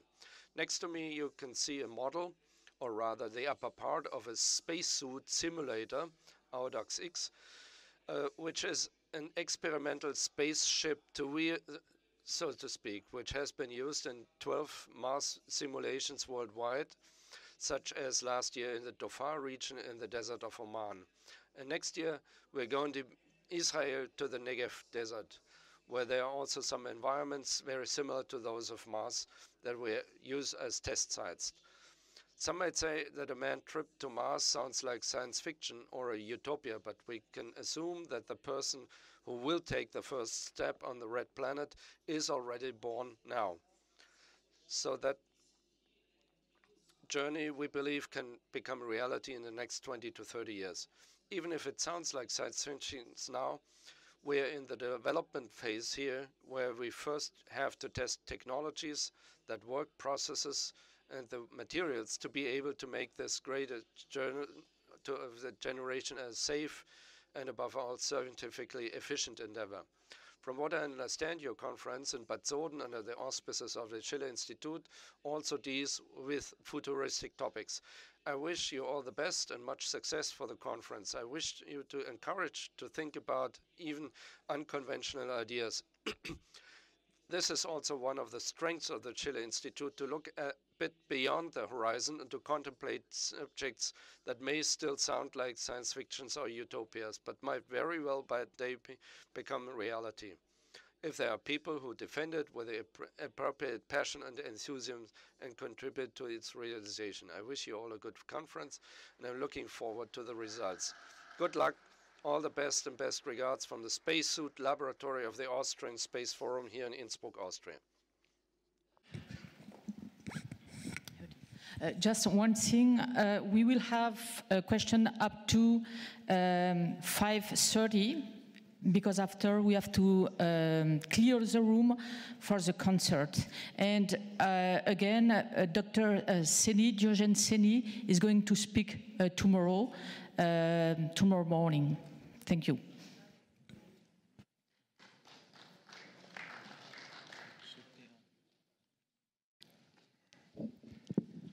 Hi, Jason and Megan.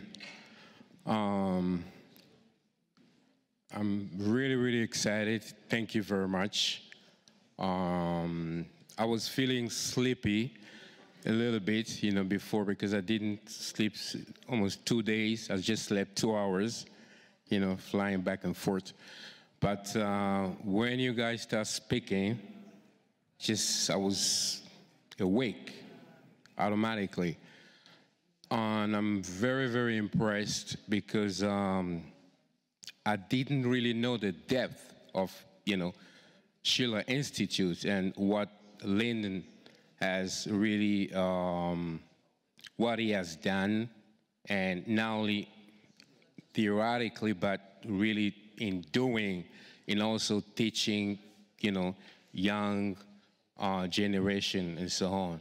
So my question is regarding what you're doing. Do you teach? Is there any sort of, school or organization that you teach young children? The reason why I'm asking, because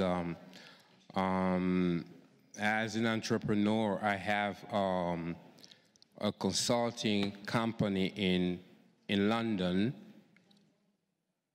So we actually advise government. Right now we're focusing on Africa, and we have really high-level contacts. So many years ago, I wrote concepts about how to change the curriculum of many of the African countries, school, from the primary school until the university. Because based on my researches, I realized that they are reading books that are really old books, old concepts that don't really make any sense at all, But they're just starting,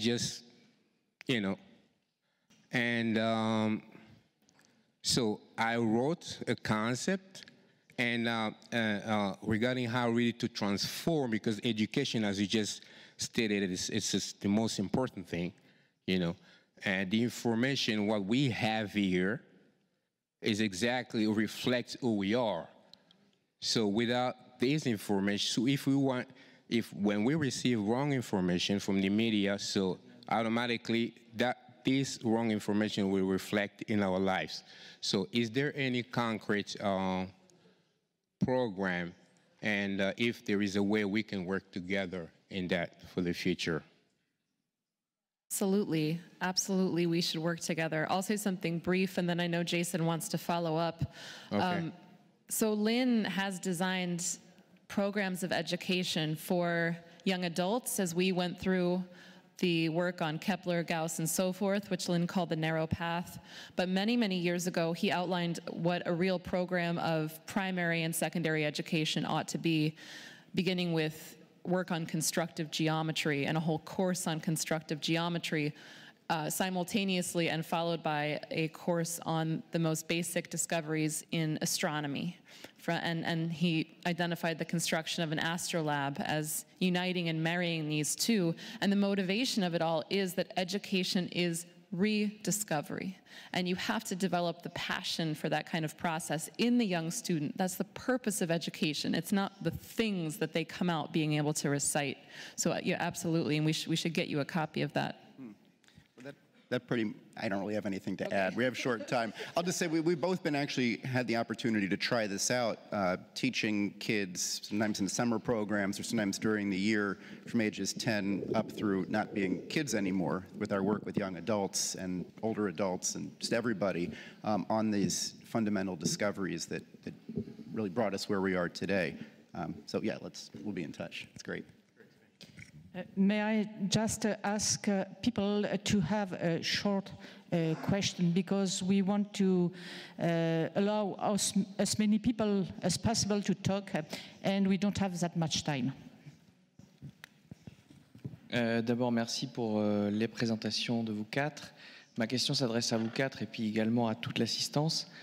Je rappelle que ma question est une question éminemment scientifique, même si la plupart des scientifiques ont difficulté de répondre sur cette question-là.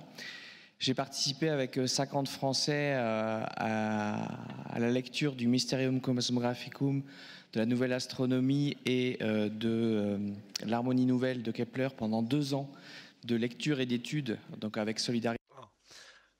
I read Kepler with the party in France. We read for 2 years the Mysterium Cosmographicum and the Harmony of the World, Kepler's work, and to discover these shadow principles which shape the sight and the sound that develop Kepler and Megan today.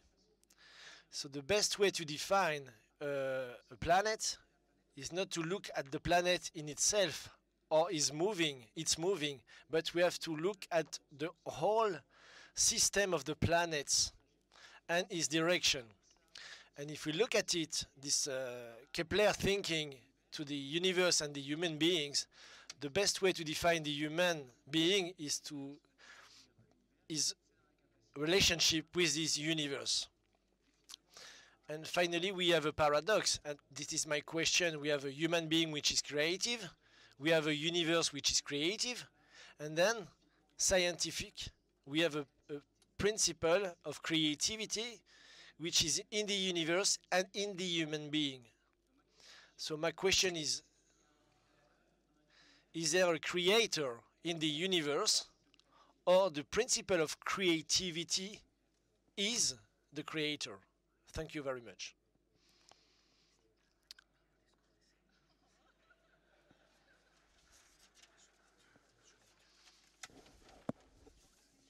Alors, qui veut commencer? Bon, on va présenter les choses comme ça. Il n'y a pas une contradiction dans...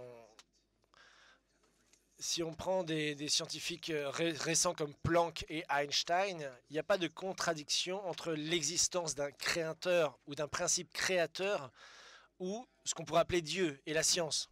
Pour eux, il n'y a pas de contradiction. Ils pensent tous les deux, et je pense également, c'est que without this image.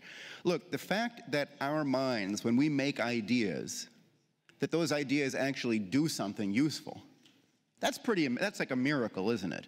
The fact that we can make these thoughts that then let us do something new and create states of nature that would never have existed before, electricity and clothes and food and all these things.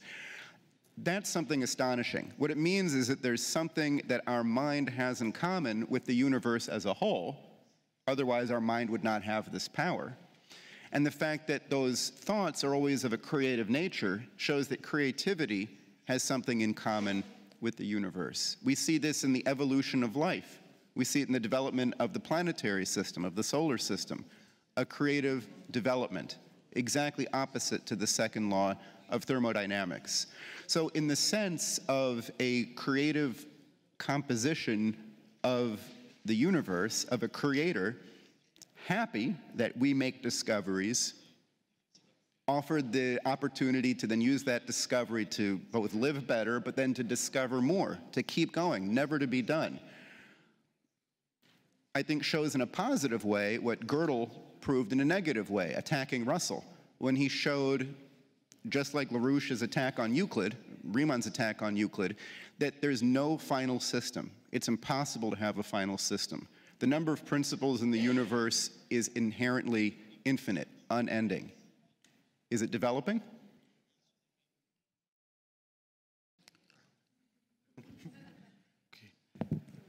Bonsoir à tous. C'est un plaisir pour moi d'être une fois de plus parmi vous.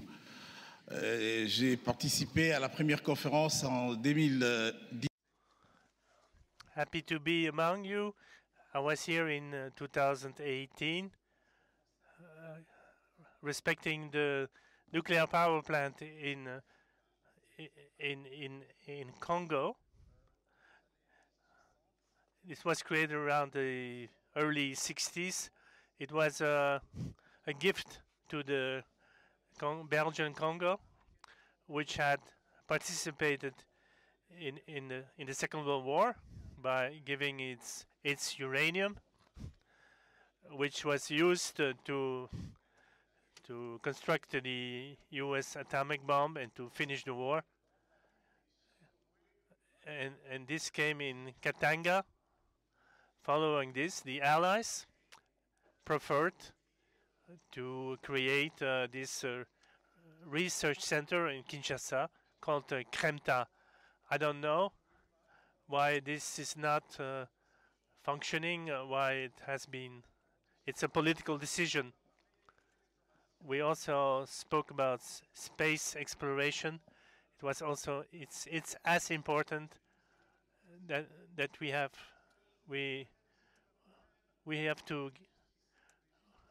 we need this information to all. We have to support or understand what's happening.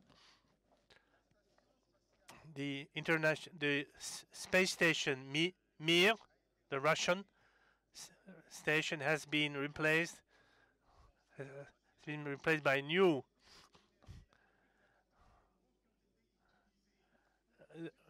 The Russians used Congolese minerals to construct this new space station. We have to know this because we want Africa to be included. We want new relationships, more human relationships between Africa and the developed nation.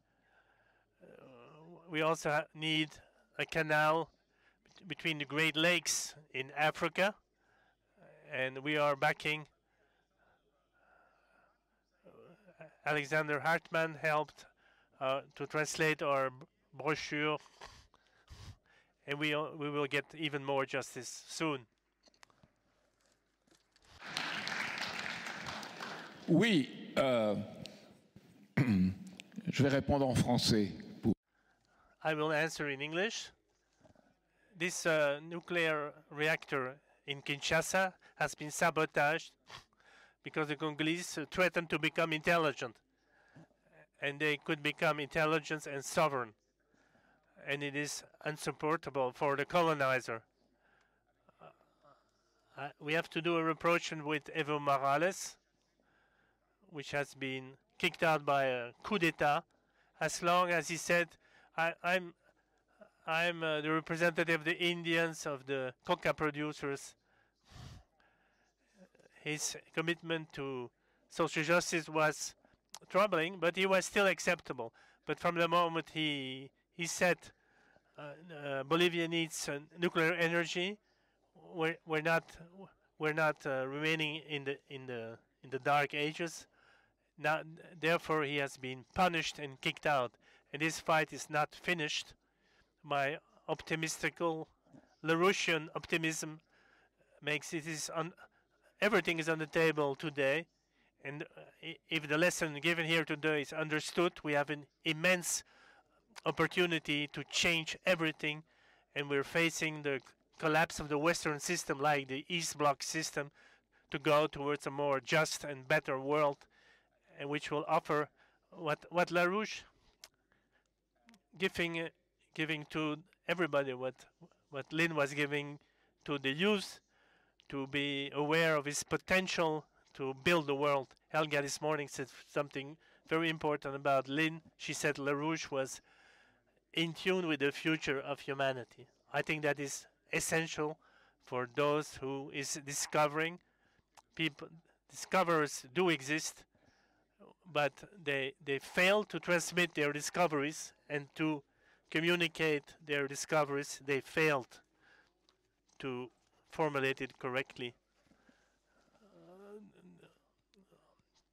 Their preconscious inquiry could not be transmitted to a larger population. And Lynn, always tuned into the future and tuned to the universe, means he was always in this instant of tension, of transmitting, and an extreme joy to transmit what he had to say. That is maybe an incomplete answer to the points, but it has been prevented. But I see very well what has to be done so that Africa, 8 countries already have research centers in nuclear energy. If Africans unite and if there is a Pan-African ferment, we will succeed.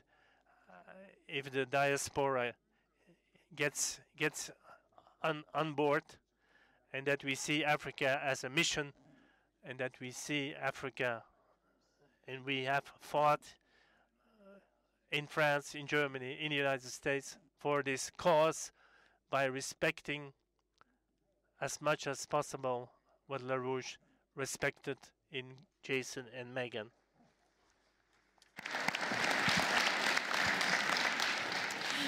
Just one thing, we are going to take the 3 questions of the people standing there. And other question will be for tomorrow. Ce n'est pas une question, c'est une réflexion qui... It is not a question, but I think about that when I have listened to you. I thought to Averroes. He was a universal human being in Andalusia, the Arabic Andalusia of the 12th century. He was a man who studied philosophy, medicine. He became doctor, laws. He was judge, lawyer. He studied astronomy. He studied poetry, music. And what he was always thinking about was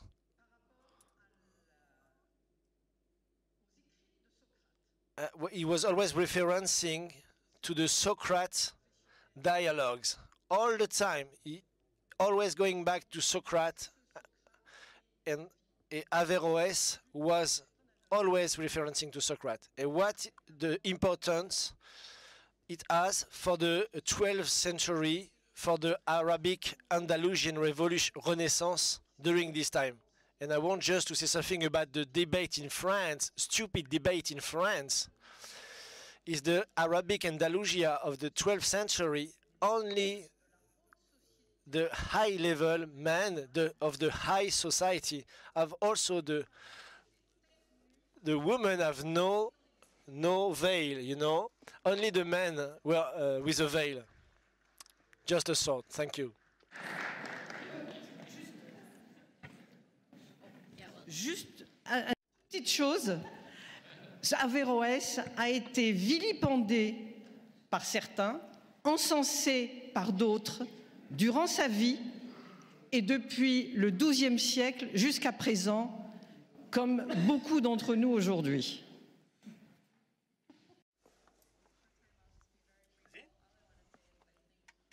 Alors, je veux dire quelque chose rapidement. C'est tout à fait valide. Et je pense que les gens qui ont connu LaRouche, universal mind whose ideas not only translate into all languages and cultures, but are necessary for all languages and peoples today.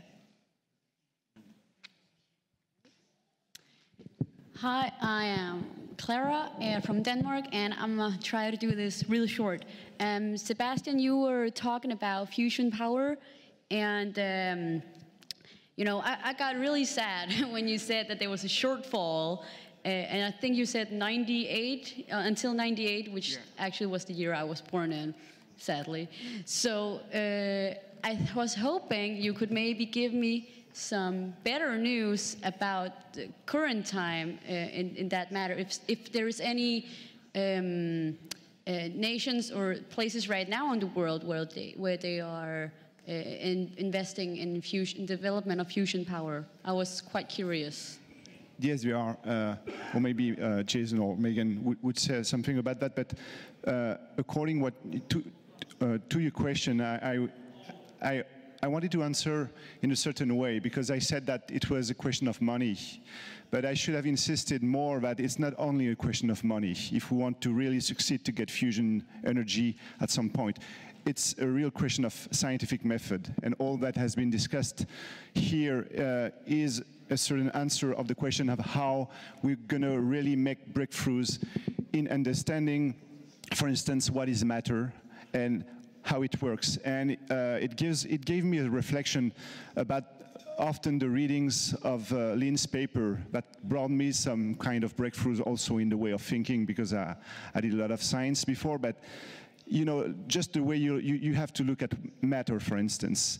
And it's very interesting the way he's discussing about that, because he's you know, saying that sometimes we see matter with our sense perception, like, you know, the elements are something as such. But you have to think in another way, like it's singularities in processes, and think that, you know, you should think matter as something which is the effect of processes. And all things should be approached in this way. And it's like, you know, it's the example of a molecule of water, for instance. You don't deduce the properties of water with either hydrogen and oxygen. So it's just an example of thinking differently what matter is.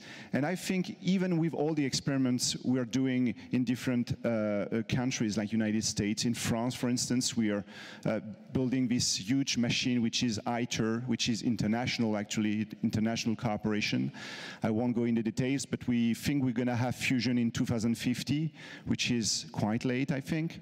And it's not often the good method, because we have to change the way science should be approached and the way we should look at matter.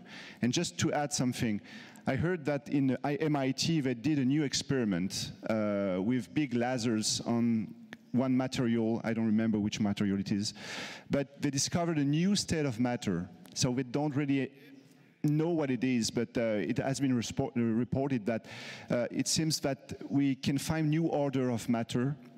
So it's new things we don't know about all that. So it's not only that a lot of countries will do a lot of researches, but we have to find a new way of thinking science, and all that has been the work of the basement and this youth movement and before. And Lynn's idea is that. So yes, that's what I would respond. If you want to add something. Yeah, Jacques. Yes, I think if Odile Morjon says it's about time to close I would say that I like a lot, and we should come out with that in our minds. I like a lot the idea of a university campaign on wheels, this idea of campaign on wheels. And we should come out with that idea in our minds. This is what I tried also to provoke. Challenging the best in all of us, like Lynn always did.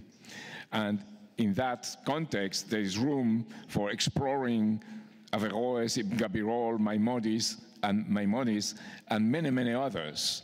And I think this exploration ahead of us, it's exactly what Lynn has always tried to inspire, and an exploration not for our improvement, for our personal improvement, but an exploration for the social work for the society to come, and to have always in mind the future generations and how the universe is going to become, and locate our mind precisely in this becoming.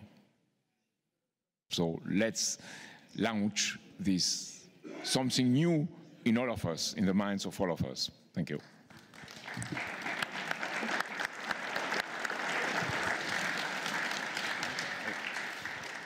I know, oh, I'm sorry, I just realized there was one thing I had to add to the previous question about the creator. I mentioned the universe being creative. It's also good. So Leibniz said that this was the best of all possible worlds. You could try to dare God to do something unreasonable or bad and see if that ever happens. Are there bad conditions in the world? Yes. Are they destined to remain that way? No. So if we allow bad things to happen, we're acting against the will of the universe, the will of God. And it's in this sense that LaRouche calls mathematics, you know, the mathematics of the people that he attacks, like Russell, satanic. It's for this reason that he says that Gauss's opponents were satanic, because they denied that principle of creativity and that principle of goodness. So we've got a lot on our side, and we should succeed. Thanks.